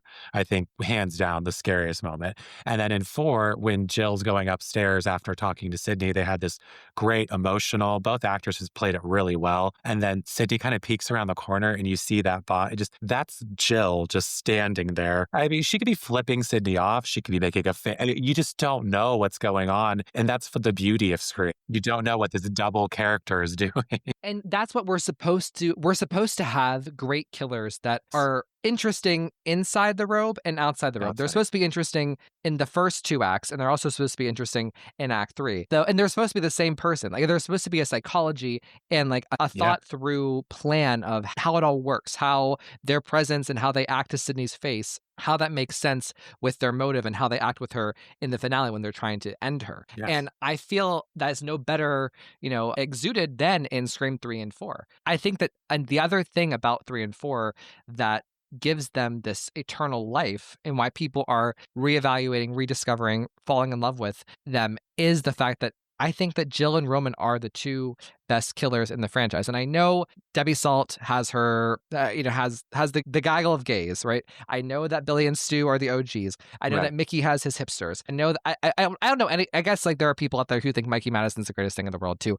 But like, I just think that like from a killer perspective, from a motive perspective, from a personal perspective, from a depth perspective, you don't get better than Roman and Jill. Absolutely. And for those actors to play those characters, you can see why they wanted to take these roles on, to be able to play 3 different characters in one it's really great. You see why those movies last and have these respect coming back to them that they deserve. Well, and like having the blood relation, I think that is a huge proponent of why Roman and Jill are the best killers. But in addition to that, they're so personal and emotional. Like the fact that Sydney holds Roman's hand.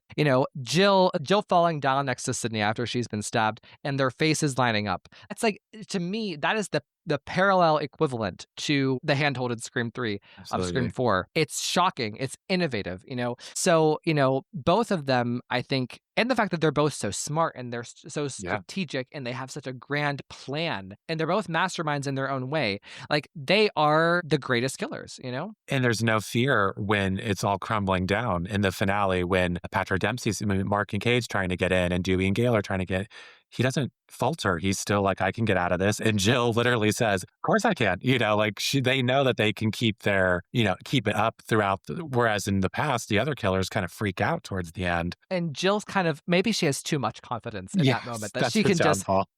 kill all four of the trio and Judy. And she'll figure it out after. But there's the fact of like their motives too being so like, I think that Roman is also the most empathetic killer, but in terms of just the least empathetic to the most empathetic motives, Roman runs circles around everybody else in terms of having a mother who rejected him at birth and rejected him, when he was grown. That type of scar is really sad, and it's something relatable in a way that like even like Bill, Debbie Salt, having her son killed that's different than what Roman went through and that triggering event. And I don't think that Jill is empathetic, but her motive is so creative and so fierce, and she's so funny and has those one-liners that like the motive is so strong. So the motives too are both so rock solid. All the killers, Roman and Jill, could have been the closest to Sydney, even more so than Billy. So I think it does make it more personal in a way that it really just heightens those films. And because that personal connection was never fulfilled, that fuels the rage, or the rage in both of them. Exactly. And the hurt in Sydney. Exactly. So, going off of that, let's just talk about the writing and the other strengths of Scream 3 and 4, because they both are strong on script levels, right? Scream 3, I think you have like these three different plots. You have all of these themes. You have Hollywood, you have Sydney, you have Stab 3, you have Jennifer and Gail, you have Gail and Dewey, you have the photographs. Like there's so much rich storytelling in Scream 3, and like the personal drama of Scream 3, and somehow all of those threads come together in this beautiful bow of a finale where it all just makes perfect sense. It's very episodic in a way that a TV show is almost, but in movie form, where you have the beginning of the show, the middle, and the end. It really does weave together multiple storylines, juggles them, throws everything at the wall it can, and it still makes sense and is a cohesive story by the time you're finished. More so than any film, I think 3 does the best at juggling all these storylines, all these characters, and everybody really does get their chance to shine. Even small characters like Detective Wallace in 3. Like, I mean, again, a great character and not really doesn't contribute that much, but what he does is impactful in the story in a good way. He's a good foil for Patrick Dempsey's character, I believe. But well, not only that, but they all, like, it's juggling 1 and 2 as well as independent movies and making them make sense and tying them together with what Scream 3 is doing. And also giving each of the characters a true ending where it feels like the character has reached their full potential and we can put them to rest for now. You can't undersell that. And with Scream 4, I think that Scream 4 does a really good job of maintaining all of that and still moving the characters forward and staying true to who each of them are. With Sydney, you have a very soulful take on the character. With Gail, if she has been married to Dewey, it would make sense that she would be eager to get back out there. With Dewey, if he is back in Woodsboro, it makes sense for him to have achieved becoming the sheriff, right? So all of those things make perfect sense. And on top of that, with Scream 4, you have, the gore and the horror aspects that really work. Like we were talking about before, the dialogue in Scream 4 is some of the best dialogue in the franchise. Vast. And like with 4, you have the commentary not only just of the social media, but you have the commentary of the remake culture, which I think that the way that Scream 4 takes down the remake culture and makes a statement about it is better than it has ever done anything else in terms of the meta in the franchise, except for maybe the original. But like, I don't know. It really sets it up to where you think this will be a remake, but it just completely flips it on its head. Whereas the requel kind of follows a beat by beat thing that makes it feel like it's just a theme with a name. Like, we just need a name. We need a name for a theme that has no substance. Requel. Perfect. And we've seen this theme fall apart in other franchises. The substance you're talking about and like the point that it proves is that the remake is vapid, empty, cash grab, whereas the original the original has the goods and the original won't be replaced, and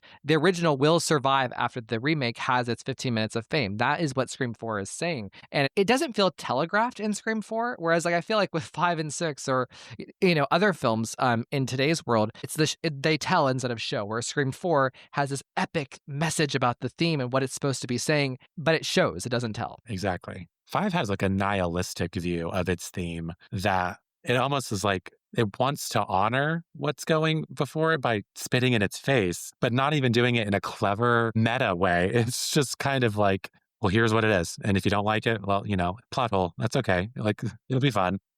Ham sandwich. Oh my gosh. Well, so the last thing I want to talk about is the trio. And this is another thing that I think, like, I know, groundbreaking. Ryan Showers wants to talk about the trio on his podcast, but like, I think that the trio is a big reason as to why people have returned to Scream 3 and 4 for, if they've been seduced by the Me Too of it all, the social media of it all as themes, right? If they've been seduced to rewatch it, I think the reason that they stay and the reason that they fall back in love with Scream 3 and 4 or fall in love for the first time is because of the trio. Specifically, like Sydney, I can't imagine, like, a Scream fan who loved the first 5 movies, Neve Campbell doesn't come back for 6. Like, watching Scream 3 again, I feel like would be a life-changing experience because you really do appreciate every second you get of her, and you appreciate the acting and the character moments more now that she was gone, Right. Like in 5, where she does not really get her chance to, Neve still brings something. And it's impactful, even though you want more and it's not fully suited to her talents. She still brings so much to it. Imagine if that was just given a twitch more, what could have been said, what could have been done, especially with what her performance in 3 and then the level she brings to 4 of mature Sydney. And what would that look like even now going forward, which is why I'm so glad that 7 is coming. And my hope with 7 is that we're going to get a Sydney story that I can go back someday and look at 5 and 6 more positively with, like, it is what it is. It has some merit in different forms, but it doesn't make me sad or long for something that never happened, because we will get a story that is worthy of what Sydney, what Neve's talents are, Kevin, Courtney, all of them bring. And I hope that's the case. I hope that is the case, especially because we have Chad and Mindy in this universe, whether we like them or not. So let's do it. But, the thing about the trio, too, is like 4 and 5 have completely different approaches to the trio. They're each given, and I would say that, like, in 3 and 4, if the deleted scenes would have been included for Dewey, I think that we could look at them, like, I talk about, like, Scream 3, they all feel like huge towers, and, like, they feel like equal co-leads. And I think that if you factor in David's deleted scenes, you could say that about Scream 4 as well. And I think that, like, with 3, they were really focused on giving them ending arcs and giving them a happily ever after and, like, having them each reach this character moment. And in Scream 4, the thesis is supported by the trio, which is don't fuck with the original. I don't know. I just think that, like, having different approaches to the trio in 3 and 4 aids them. It brings out something different in them in each of the films. And we get real character development from everybody involved. And we want to see them together. We want to see them go off on their side stories, tangents, whatever it is, and then come back together. That's what 3 and 4 do so well, is bringing them back together, opposed to talking about this trio that's lasted this long and they don't have any scenes together as a trio. Yeah. Well, so in, like, let's just take Sydney, for instance. So in Scream 3, it's the intense emotional trauma that she's dealing with. And in Scream 4, completely different. It's the soulful, reflective, I've been working on myself through therapy, I'm recovered, I'm in control now. Like, that growth, 1 is great, but 2, also the difference, with Gale in Scream 3, she kind of gets to be the backbone of the movie, investigating whatever. I think it's a more subtle performance. And then in Scream 4, she gets to be the attention grabber, the one-liner Gale that we all know and love, and the energy. So it's just there's so much dynamic differences between the trio from 3 to 4. Agreed. And Gale's role in 4, she really shines because it's the Gale we know. She's hungry for what she's good at, but it's not going to dissuade her as a person to be a terrible human being. She'll tell you to F off or get away or, all that, but it's not to a point where it betrays who she is grown into. Whereas later down the road, not in 5, she was excellent in 5, but in 6, it completely betrayed who Gale had grown into. Yeah. Well, and the thing about that is, like, and why I think Gale was betrayed is my last point here about the trio is, like, Scream 3 and Scream 4, it follows adults. They are adult stories. They're adult characters. Even Scream 4, where we have Jill and Kirby's friend group, still, we have the trio. We have Rebecca. We have Judy. We have Kate. We have the cops, So there is still a lot going on in Scream 4 that isn't just the Scream 5 evocation or the Scream 6 frat party, Right. Amber's house in Scream 5. Like there is still like a sense that we're living in a real mature world. And I think Scream 6, by pushing Gail aside, it was almost like she was an obstacle in the writer's way of making Scream 6 less sophisticated, less mature, focusing on the young kids instead of the history and the richness of what Scream is in the formula. Which made the franchise what it is, with Yeah. with the trio. It's love Allison's comment, not recently, the trio they need to live. That was a mistake to kill. Like you could tell she loved those characters too, as just a viewer of Scream and as someone who loved it. It's what a lot of the actors said brought them on is, well, are these characters going to be a part of it? And it's like, yes, it's like perfect. So I don't know. There's such a beautiful relationship between those actors. It transcends to those characters. So you can't help but feel it when you're watching it. Yeah. No, I agree. And I think that something that Scream 3 and 4 have that is a secret weapon is the Wes Craven of it all. And this is a really great place to kind of wrap up, which is I think that Wes's direction and his hand in the story and in the themes of 3 and 4, it gives them that eternal beauty, that eternal good filmmaking that we can return to and find new things in over and over the years. That's the difference between something that's really rewatchable and something that's not. And I think that Wes's direction and the details and the way that he constructs the pace and the world, right? But also just his understanding the Scream formula and understanding the message at the heart of Scream, which is that the good guy wins and that they aren't corrupted by evil in Right. trying to take down evil. And this is something that Nev Campbell has spoken about recently about Sam and why that character just was fundamentally unfit to be the lead of a Scream movie, because in the way that Wes made this franchise and what he deeply believed about good versus evil and not allowing the hero to be corrupted by evil. Right. And you can just feel that Wes loved these characters too. He had a love for them in a way. It's not just we're beat by beat. We have to make this movie. This character has to do this.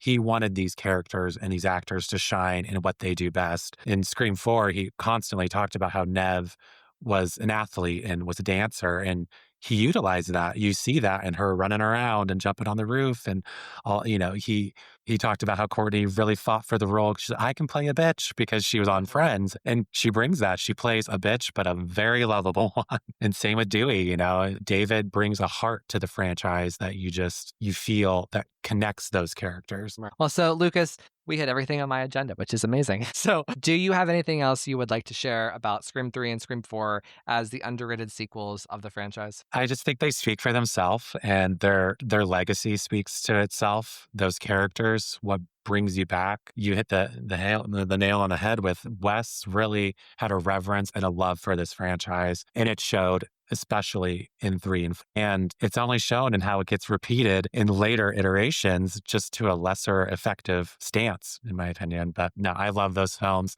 I love that you defend 3. It's something that I think is beautiful, because 3 has a really emotional arc that gets overlooked, and 4, I'll always love 4. I just love 4. I just want to share, yes, I am the Scream 3 guy, but I do have a huge soft spot for Scream 4, and I love talking about Scream 4. I love watching Scream 4.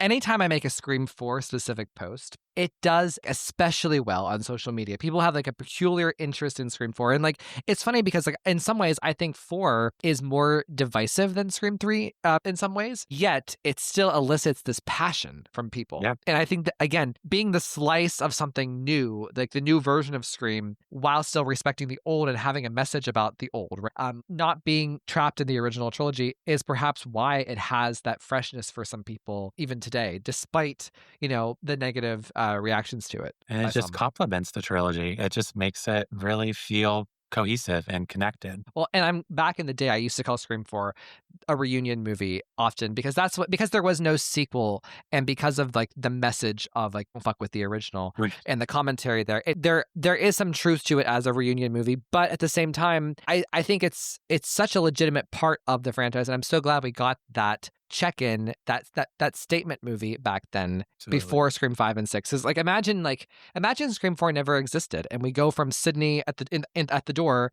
to Sam and Tara. That would be horrible. Would the franchise feel like it does now without? I mean, I don't know. I don't feel like it would. Well, imagine we would never have gotten to see Dewey as the sheriff. We would never have gotten to see Gail living in Woodsboro, or we never would have gotten to see their marriage and like Right. the how their marriage is reaffirmed in Scream 4 with the, it's just me and you forever.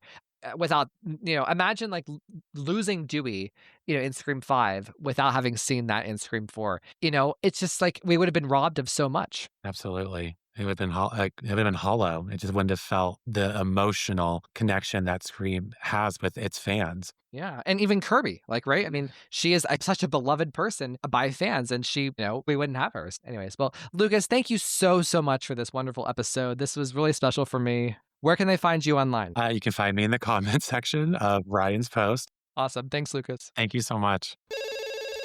Hello, everybody. Welcome to the next segment of Scream with Ryan C. Showers. I'm your host, Ryan C. Showers. Thank you for joining me for the Life of a Showgirl with Ryan C. Showers and Ashley Summers. Everybody, please welcome Ashley. Hey, Ash. Hello, hello. I have my feather boa and sparkles on in my mind. So, Ashley, we are coming to you. This is the first week of November, and this is a very special episode. It's about Scream 3 and 4, and it's about the fact that they have been the underrated sequels of the franchise, and the fact that they have been re-examined over the past 20 years and really been embraced by the popular culture as legitimate entries. And kind of like as time goes on, people appreciate them more and more and more. So basically, this is a victory lap for people who are a fan of 3 and people who are a fan of 4. So I'm the 3 person, you're the 4 person. So hello. Hello. I'm happy to be here.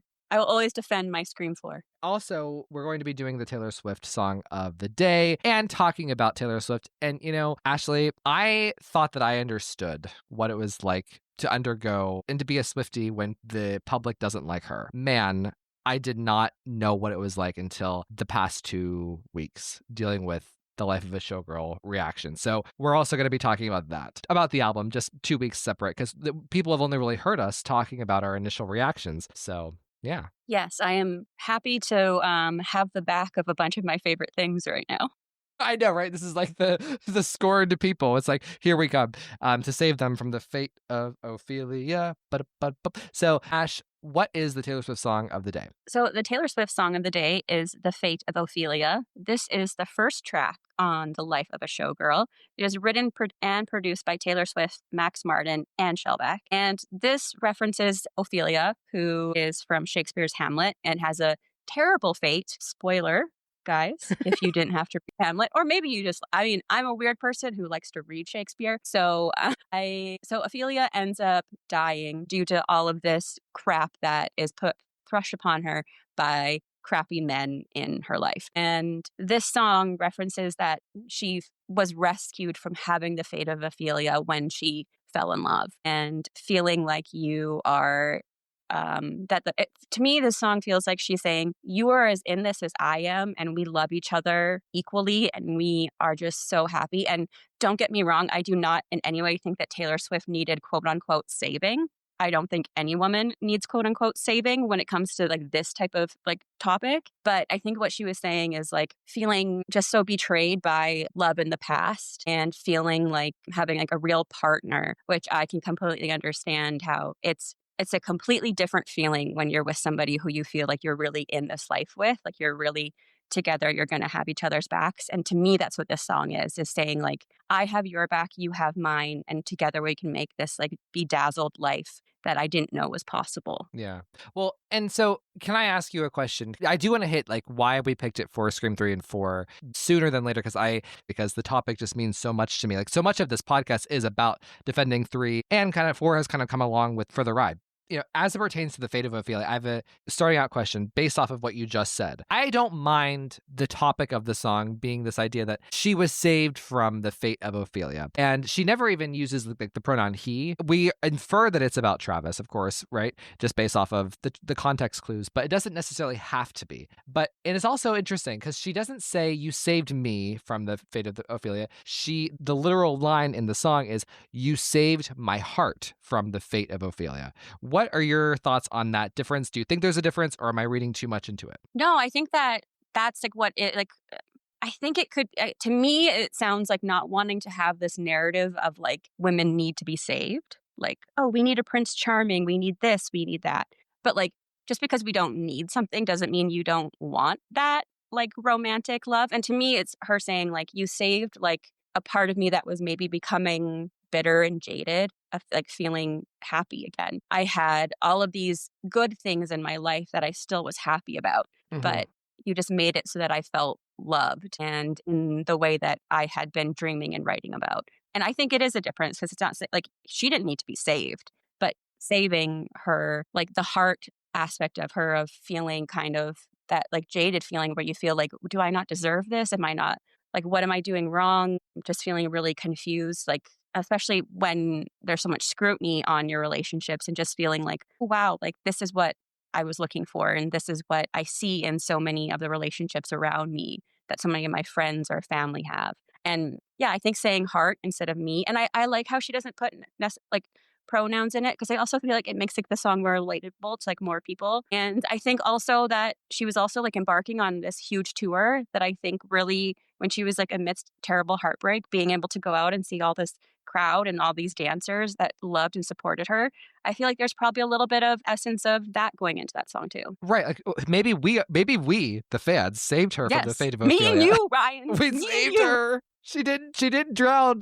So no, so I think that that's actually a really good thing to say. Like this is what's so frustrating about the discourse, the life of a showgirl in general, is stubborn points of view about the album that are, in my opinion, people are trying to be one-sided and close-minded, searching for reasons to dislike the album. I don't believe that she's saying I needed to be saved. I needed a man. She is saying that you saved my heart from feeling this way, like feeling cynical, from feeling like I had been burned so many times, from feeling lonely. I think it's okay for someone, even if this is 110% about Travis, which I do believe it is. I think it's okay for someone to save you in that way, to save your heart in that way, to make you happy again, to make you feel not lonely, to give you companionship, to show you that you don't have to be cynical about things, that there are good people out there. And it doesn't even just have to be relating to love. It could be, a hobby. It could be a new job, saving you from your old job. It could be like, someone starts their own podcast or does artwork that saves you from feeling, dead inside it in a way. And I'm so sorry. There's women who are in relationships and women who are not in relationships right now that are powerful and amazing and living their lives how they want to. But having a partner who you feel comfortable with, whoever that partner is a really nice thing. And sometimes that, like, somebody could relate this song to finding their best friend or maybe they have a kid I just think it's like this really weird type of misogyny to say that she's not allowed to want a lover, like a partner. Like that is just complete silliness to me. And I think it is the taking misogyny and flipping it on its head and acting as if a really powerful woman isn't allowed to sing about wanting love. Like it's like being like, oh, you're happy now? Fuck you. A lot of the people who didn't like the album, you could summarize their reaction with just that sentence. Yeah. And like the anger towards her and putting her in categories of people who are actually really gross human beings. Yeah. Is just for like, there are plenty of things that people can criticize Taylor Swift for that I am like, I understand that criticism. You don't like this album, you don't like pop. Sure. Taylor Swift isn't your favorite person on the planet. Cool. You are totally allowed to feel that way. And I encourage everyone to feel however they feel about this. But the hatred and like the mob mentality and acting like I'm a bad person for liking Taylor Swift because now she is saying that women can only be valuable if they have a man. I'm like, have you listened to anything this woman has said ever? Because like that is, sometimes I have no words of what people can get mad about. And I'm just like, can you take your anger and all of this energy into like something that is actually a problem? Well, so and this is like kind of goes to the whole response to the reaction. Like, it's kind of crazy to me. Like someone literally said to me like, "Oh, Ryan, you're just not seeing things clearly right now." I'm like, are you okay? Like, I think I'm seeing things fine. Please don't gaslight me about a pop album. But so let's reel it in back to great. Let's talk about Scream 3 and 4, and then we'll talk more about the song and then more about the album overall reaction here. So, the reason why I wanted to do this song for Scream 3 and 4,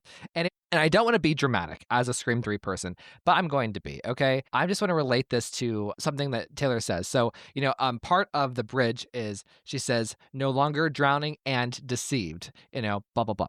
And as a Scream 3 and 4 person, I feel as though, like, at times, just the way that people have been so mean to these two movies online, especially Scream 3, at times, it felt like you were drowning and that you were kind of being deceived by your friends, by people who should be, nice to you about liking something, about, having a passion for a movie. Like, there were times whenever I, as a Scream 3 fan, like, was kind of made fun of as like, oh, you like Scream 3, then you must be fucking stupid. It's the worst fucking movie. How dare you?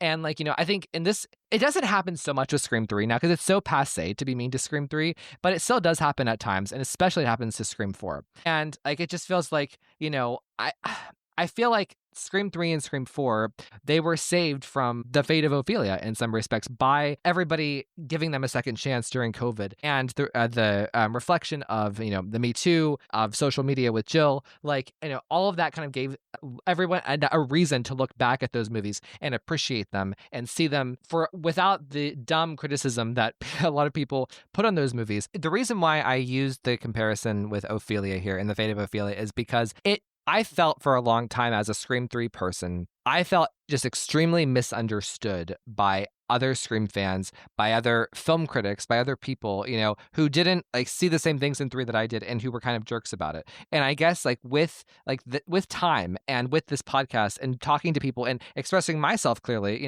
and just other people revisiting it and like, Nev not being in Scream 6, making people go back and be like, oh, wow, I miss Sydney, so I'm going to go watch Scream 3. She's actually amazing here. Learning that, I feel understood finally. I feel like people see what I see, and not just about Scream 3, but also about Scream 4. Like, I've always been a champion of Scream 4 and the remake commentary and of Gail Weathers and of Jill. And so it's just so fun to see these two movies, that went through a hard time at the time of their release and afterwards, to now people have come around to them. And it's just the feeling of being understood, like that I'm not just a crazy person, or that I'm inferior because Scream 3 is my favorite.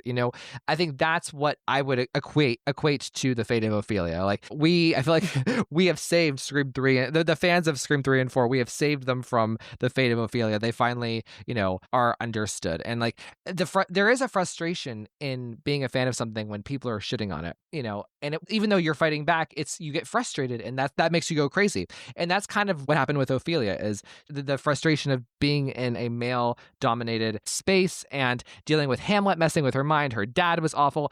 I'm not a Hamlet expert. I'm not a Shakespeare expert. And a lot of people have criticized the song for not. They've said like Taylor isn't 100% like Ophelia, and like her story and Ophelia's story don't overlap 100%. The comparison isn't there, and which I find so frustrating. She's not saying she's Ophelia. She's saying she didn't want to die. She didn't want to drown because of frustration dealing with, these men in her life and the patriarchy. That's what she's saying. So, Ash, any final thoughts about Scream 3 and 4 before we move more into the song? I haven't really seen that commentary, but that makes me like, if you guys aren't seeing this, but I literally hung my head and like rolled my eyes so hard, and then I had to shut them because I'm like, do people not understand like what relating something? Like, I don't even have words for that. That is the stupidest thing I've ever heard. No shit, she's not exactly like Ophelia. She's not Ophelia. And she never says that she is. She says the fate of. It's not like this song is just called Ophelia. It's the fate of But Ophelia. Even if she was to sing a song from the perspective of Ophelia,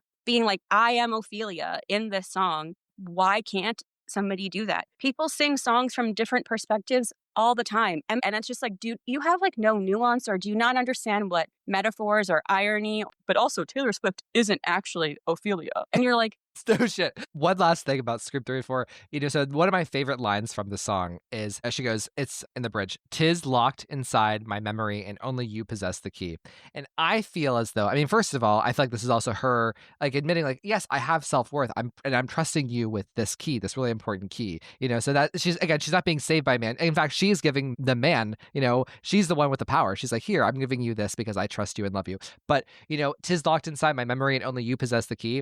It's like, my love for Scream 3 and 4, right, are locked inside my memory, and I'm giving the key to everybody else to try to understand it in the same way that I do. So anyways, I love Scream 3 and 4, and I'm so glad that they have not suffered the fate of Ophelia and we saved them from drowning. Any final thoughts about Scream 3 and 4? the only thing I want to say is that I will admit, I was never a hater but I did not love Scream 3 as much as I do now after talking to you, because I heard all of your perspectives and I came into it. I think maybe like the opinions of others was like in my head a little bit too much, and like the criticism, and I was seeing not quote unquote its flaws, but I wasn't seeing all the good parts as much as I was seeing the parts that I didn't like it. Because I'm not going to lie, there's one scene that I just, for a long time, it always bugged me. I didn't like it. And now I see it as like this funny moment, like when they're like running back and forth in and out of like, they're like, or they're like got the fax machine and like stuff like that. That always kind of irked me. Me too.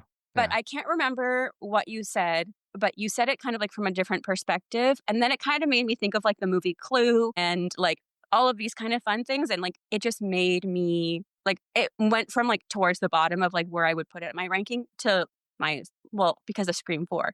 But like I have like 1, 4, 2, 3. And 2 only is above Scream 3 because of like specific moments that mean so much to me in it.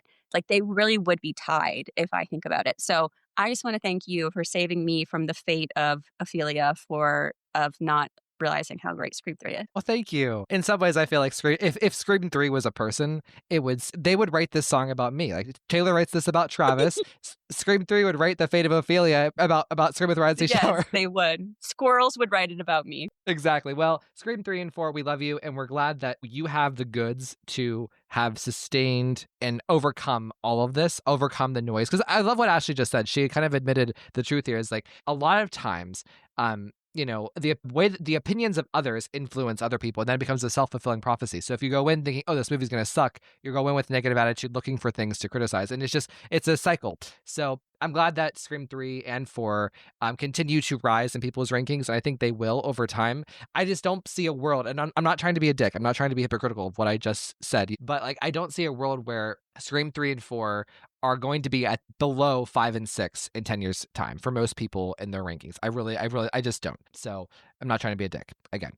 No, I agree. So no longer drowning and deceived. So let's talk about The Fate of Ophelia, because like this song, I love this song. She honestly, I know this is very extreme. I think it's my favorite single she's ever released because, I mean, I'm sorry, lead single, I should say, in terms of like the first song she puts out to kind of describe the album. I think like it's because it has the lyricism that I love in the post-folklore era, right? But also the beat is so sinking catchy. Like whenever the song plays, my foot just starts tapping and I just start bopping from side to side. I love this song so much. Oh my gosh. Ash, what are your thoughts on Fate of Ophelia? I really, really like it. It's super fun. It's super catchy. I love a Shakespeare reference, or I love a reference to any form of text or book or pop culture in any way. I think is super fun. Like this could be like the fate of Lorelai Gilmore, and I would be like, yeah, like, but that's what this is that you can take the name Ophelia and replace it with plenty of people who have suffered heartbreak. And the fate of Maureen Prescott. Yes, the fate of Belly Conklin, like the fate of this, the fate of that. Like you can do, that was the summer I turned pretty. You could do it for so many things. And I just feel like if you don't like fun, maybe this isn't your album. And I don't mean that in a bad way. I mean, that was kind of bitchy, but like there's like things that are going to be for people and things that aren't. Like there's plenty of people who love Taylor Swift, who Folklore and Evermore are at the bottom of their lists because they like this kind of music more. Like they like something that's fun and poppy. We have lots of people in the Patreon in our Swiftie group that they like the more pop heavy, fun vibes, like dancing more. And I really love this song. I think it's super like danceable. I feel like it's like you could play this and you could see people dancing at a bar, like a bar or a club. You could see them dancing at a prom. You could see them dancing in their kitchen. You could see them dancing on a football field. Like, you know what I mean? This song, like you could just see people having fun with it. And my fiance, he likes this song a lot. Like whenever it comes on, he's like, "Ooh, yeah." He like, and that's what she wanted. He does this like little shimmy.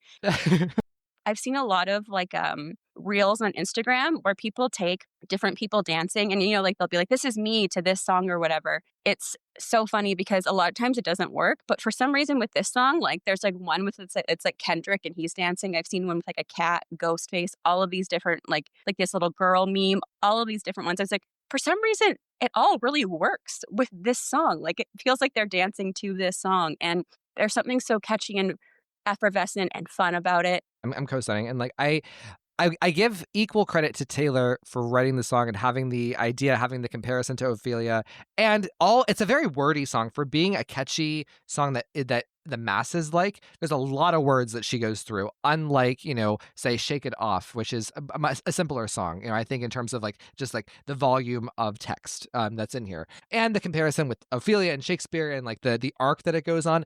But I have to say, I love Jack Antonoff so much. I really do. And I love their collaborations. I couldn't be happier that she picked Max Martin and Shellback to do this album with her. This is the first song you hear when you press play on The Life of a Showgirl. And I think that like it was such a great call to get them and to give her this extra, she literally says it in the song, new vibe, right away. It's a new vibe, moving on from the Tortured Poets department, just for something different. And I genuinely think that Life of a Showgirl is its own unique thing because of Taylor and where she is in her life, but also the production. The production on this album has yet to not amaze me every time I listen to it, any of the songs. No, I completely agree. And I've seen some people be like, why didn't you work with Jack Antonoff when this sounds like a Jack Antonoff album? And it doesn't. Like, how? It doesn't. I'm not saying that Jack Antonoff isn't capable of making this type of music, but I feel like even Jack would be like, no, like this isn't exactly like what my vibe is or what is like my niche. I think that like I probably do prefer Jack, but I still love this. And like Max Martin, are you kidding me? Like if somebody like King, I'm so sorry, but has produced some of like the biggest hits in the entire world on some of the catchiest songs. And I just feel like she knew what she wanted, and she like, I hope she gets what she wants. She deserves what she wants. I know. She deserves what she wants. She should get what she wants. Yeah. As you know what she says in that song? She's like, everybody should get what they want. And people are still mad at her. Fuck them. Taylor Swift. Hey, I hope you get what you want. Everybody else, you fucking bitch. Dare you want me to be happy, Taylor? And like, see, the thing is, like, I don't think it has to be a competition between Max and Jack. I think that they both serve their own places, and I think that like the collaboration with Max and Shellback on this album, it's its own unique special thing, and I love that she did it, and I think that she accomplished something really cool here with them and having 12 skipless tracks. But like as it pertains to the fate of Ophelia, despite the fun and the pizzazz and like the awesome production by Max Martin, and even the way that he pushes her, like, the last at the end of the bridge when she goes, "When you came for me," like Jack Antonoff would not have gotten that out of her. Like I feel like that was Max Martin pushing her. There are many moments on the album that reflect that, but the way I interpret the narrative of the fate of Ophelia is, again, I don't think that Taylor is saying I'm Ophelia, like she's saying I'm drowning from dealing with the weight. Like her last album before this was the Tortured Poets Department. She was a tortured poet. Like even though she was at the top, and she even says that, she says that, she references a tower, alone in my tower. Even though she, had fulfillment in her career, she accomplished so much that she was still saved in a way from, because there was, I see it as like a growing cynicism of like her heart growing cold about something. And I think that like the tie with Ophelia is because Ophelia, she went crazy from the patriarchy, and she drowned herself because of the patriarchy. And I know in Hamlet, her drowning herself is this big moment of agency for her and like whatever, and that's not the same thing. But I guess like what Taylor is saying, I don't want to drown, and because I'm going crazy from dealing with the patriarchy and these fucking British men. So I think what she's saying is she was lost and she found love and hope. And that is a beautiful, basic message, and I don't understand why that should be controversial. I know. I completely agree, and I've also seen people say it's embarrassing that she says pledge allegiance to your hands, your team, your vibes, and I'm like, you realize like team doesn't always necessarily have to mean like a football team. Like obviously she is saying like she does. I'm sure she like, but I'm like that team can mean anything. Yeah. Like me and Ryan are a team. We are. And our friend and like the people that we work and we associate with are a team. All of the Patreons can be a team. The Swifties together are a team. Your family, your friends. To me, that isn't just being literal team, but it also means like it does mean literal team, but it also means like I'm going to pledge allegiance to the people in your life that you care about. And then like your vibes, I love that. Like just saying like the way that you make me feel and how you interact with life and how you interact with other people and the way that you make them, to me, that's saying like the way you make me and other people feel is beautiful. And I want to pledge allegiance to that. I love The Fate of Ophelia. I love listening to it. Every time I put it on, it's like an addiction. It's just like, I need to get my dope hit. Press play. I think she's finally going to win Song of the Year for this. You know, I love the TikTok dance, seeing the music video. And we'll talk about the music video in another episode down the road sometime. But it's awesome. If people haven't watched the music video, please go watch it. It's so well done. It's really beautiful. It's super cool. And she has so many different looks. The music video is so cool because it represents the entire album, right? With like the narrative of like, oh, I'm happy now, but also the narrative of showgirl. And she shows different types of showgirls throughout the many decades. And it's smart and deep and technically cool with different camera stuff that she does. It's so cool, but we'll talk about that. But Fate of Ophelia, love it. It's my second favorite song on the album after Father Figure. It's settled to be that, and then Wood is number 3. But I love this song. Me too.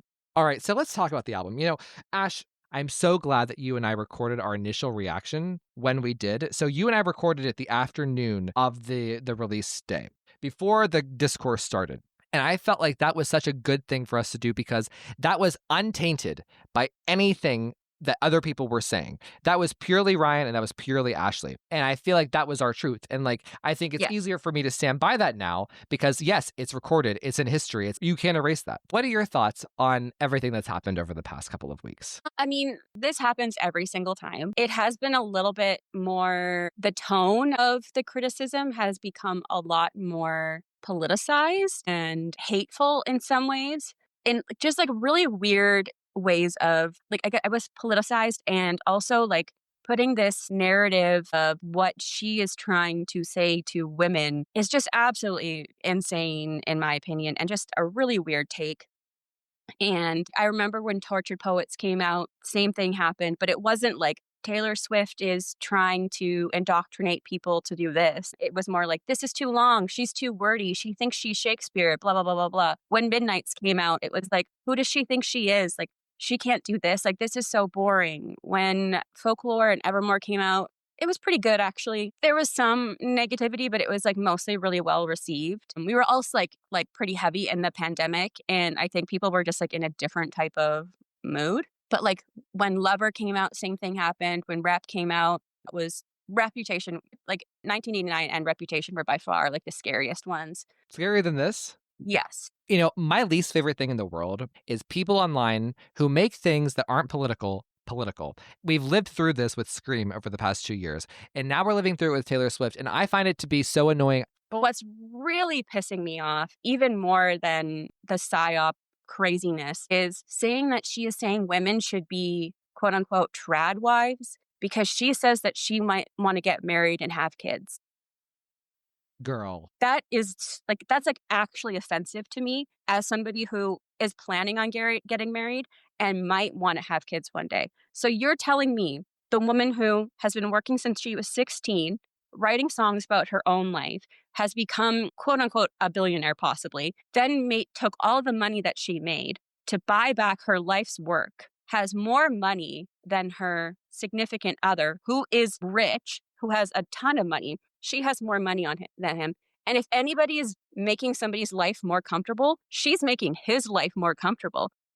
Like if anybody is signing a prenup, he's the one signing the prenup. Yeah. Like she's the one who could literally buy his life. Like I'm not trying to be mean. Like I'm not degrading Travis Kelce in any way. And honestly, I don't think he would think I was, because I think he understands how this works. But Travis would be like, "Go off, queen." Say like this, like one of the most powerful women who has also done, like has vocalized the women's right to choose, who stood for female candidates, who stood for so many topics, and to say that she's now wanting women to be a trad wife because they want to have children, that is absolutely fucking insane. Actually, like if you are thinking that, I really think you need to take like a mental health break from the internet. And I mean that with like full sincerity and like full like love going your way. But a woman wanting to have children for whatever reason she's choosing to does not make her a quote unquote trad wife. And I'm not trying to insult any women who choose whatever life they choose. I'm not going to shame any woman for whatever they choose for their life. And for someone to like insult her is just so gross. And it just makes me so sad that a woman just choosing something that's making her happy is gross and is just making people angry. And I'm like, why are you angry that a woman is happy? And I think that's like the key thing here is like, you know, we started out, we went right into the heart of the matter. But like the big thing is that I take away from this is like, this album should not be controversial. Like it is a very, like, it's not, I say this as somebody who loves this album. Like it's probably in my top 5 Taylor albums. I really, really like this album. I don't think that The Life of the Showgirl is especially deep enough to warrant this type of reaction. I don't think it's offensive enough to warrant this kind of reaction. Even like, let's take Charli XCX out of it, okay? Like everything else, you know, I don't think that there's anything about this album that you could look at and be like, an objective, reasonable person can look at and be like, this is that matches the energy that we're receiving, you know. And part of me just wants to like kind of like what you said, like look at these people and be like, are you okay? Are you doing okay? Because clearly you aren't, you know, if you're acting like this album is these things that you say that it is. And I would chalk this up to the bigger you are, the closer you touch crazy. I experience this often, but like I notice this especially when a new Scream movie releases, when the general public sees my content and it's not just my normal horror people and my followers. Whenever like Scream 6 was released, I got the craziest shit on my posts and responded to me and sent to me. And so I think it's like when you move out into the wild, like it becomes crazier. And I think Taylor is just so big that the whole world is that wildness. It's odd. And like, you know, I mentioned Charli XCX. I stand by what I said to you that day on our initial reaction. I think, you know, if someone's going to talk shit, they have to be ready for someone to respond. And that person also has to be ready for the first person to respond back. So this is the risk you take when you act like a jerk in real life. And also, I have to say, you know, if you don't want to be criticized for doing coke, don't do coke. I mean, don't do it on stage. Yeah, exactly. So also, like, I just get so frustrated when, like, literally I've seen grown men fight over the dumbest shit and no criticism. It's just like, boys will be boys. I'm not taking a side on this. I think Charli has the right to say what she wants to. I think Taylor has the right to say what she wants to. And down the road, maybe they do a fucking collab. I don't know. I just feel like the only song on this album that should be quote unquote controversial is maybe actually romantic to a tiny degree of like fan-based beef. And then it should drop, be like boring. And then the only other song that should be controversial, kind of, would be Would. That would be the only song that people would be quote unquote angry about. Do I think they should be angry? No. But can I see like moms being like, this is inappropriate? Sure. Well, so let's talk about Would, because like because my mom is one of those moms who'd be like, oh, this is inappropriate. Because I listened to it with her. She's like, why is she talking about this? And I like, you know, here's my thing. Here's what I said to my mom is like, you know, Taylor has made 12 albums now. And it's like, shouldn't we want her to push herself and to show new sides of herself? And, you know, if she is in this wonderful new relationship, isn't it a good thing that she's being more open to trying to doing new things, like kind of being more suggestive with the song and having fun with it and being playful and showing a sex positive aspect to it? You know, again, if Sabrina Carpenter put out this song,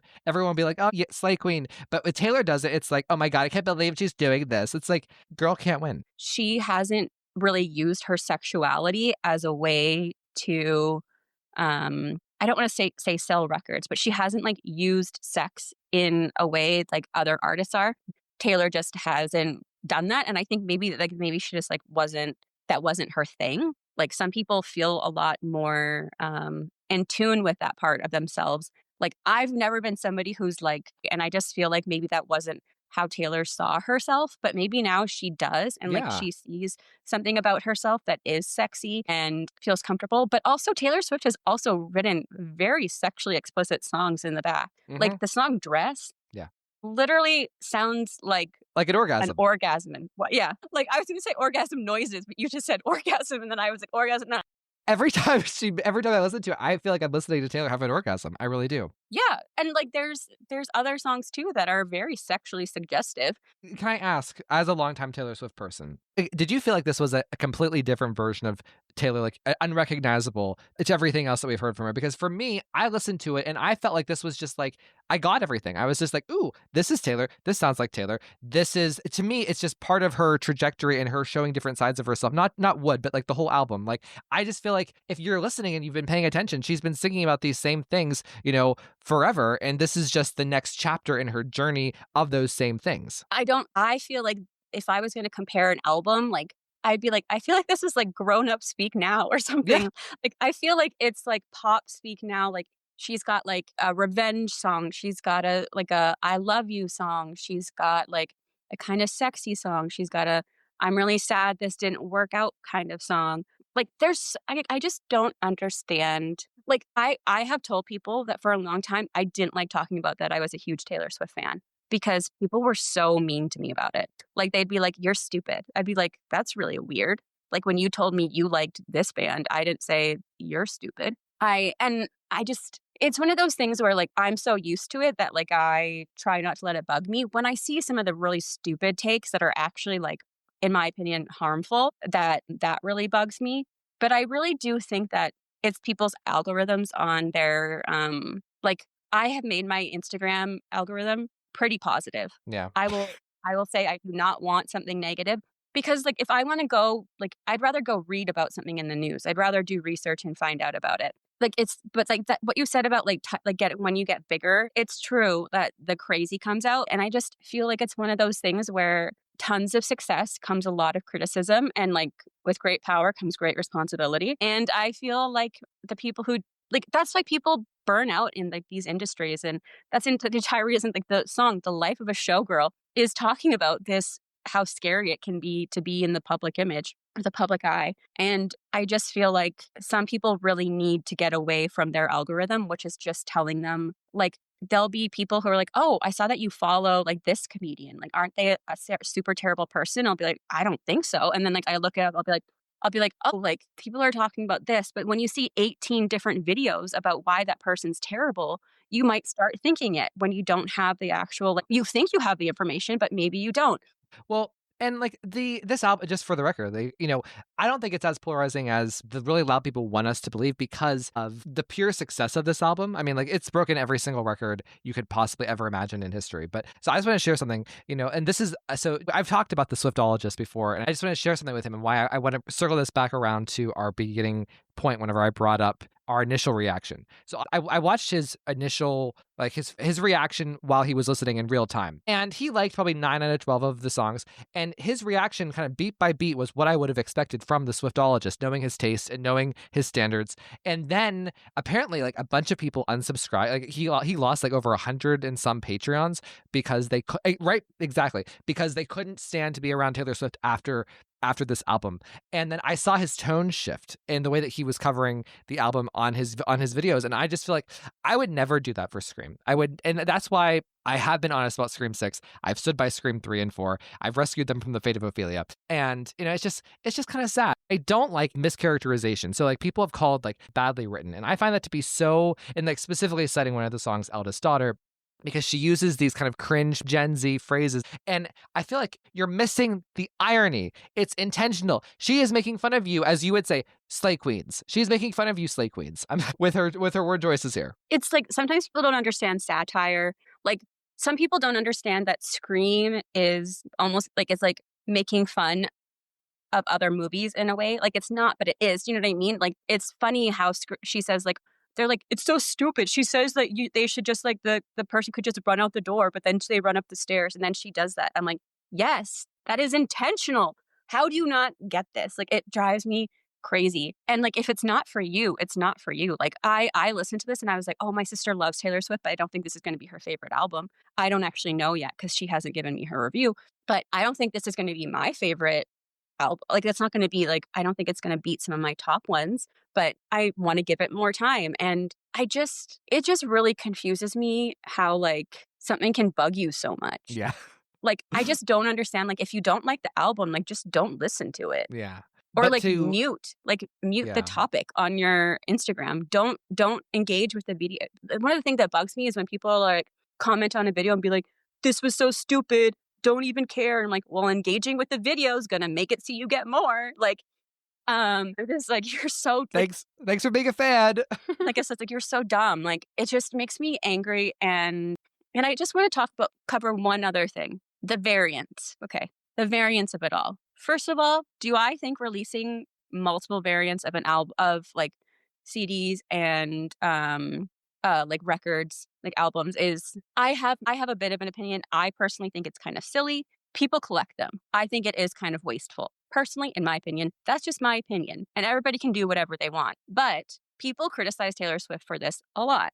But I would just like to tell you all that if you do a tiny bit of research, almost every top-selling female artist has released more variants than Taylor Swift has. You know who's released more than Taylor Swift for her album last year? Charli XCX? Charli fucking XCX. So Sabrina does. Billie Eilish has. I mean, if they're not more, there's multiple variants of all of these things. Tons of bands have done it.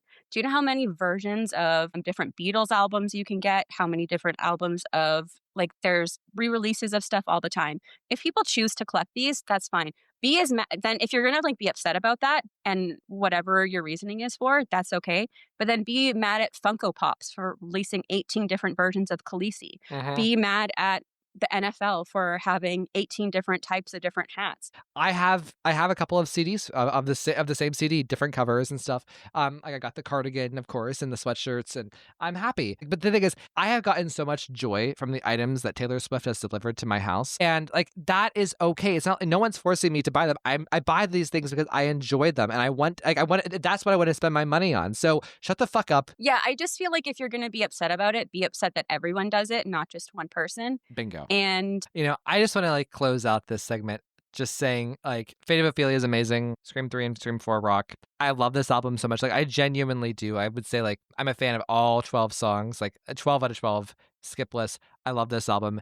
It is being injected into my veins. Don't care. And like, I'm just going to give you an imitation of what this would be like if Speak Now was released today instead of Life of a Showgirl. Let's just say Life of a Showgirl was released back in like 2010 and Speak Now was released today. Here's what the narrative would be. The narrative would be, Dear John, are you kidding me? She's supporting the military? Speak Now? What? She's bringing up she's a homewrecker. Sparks fly. Do you not know about the wildfires? This is so insensitive. Timeless? What? Some people can't tell time, Taylor Swift. You're excluding them. So there you go. No, that's literally it. And it's just one of those things. Oh, like I saw a video where a guy was like, I get why she put this out. I think she should write what she wants. It's not really for me. Bingo. Love it. Beautiful. Perfect. Chef's kiss. I listen to it. It's fun. It's not really like my jam. I'd rather listen to Tortured Poets. Chef's Perfect. kiss. Thank you. Thank you.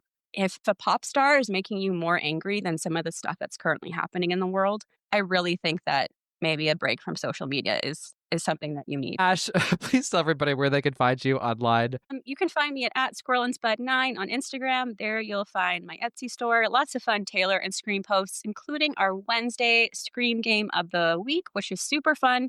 We do different types of interactive posts, so please come by and check them out because we work really hard on them, and I have so much fun making them. So I love seeing all of your answers. Everybody, we will see you next time. All copyrighted material used or referenced in this show belong to their rightful owners and made possible by the Fair Use Act.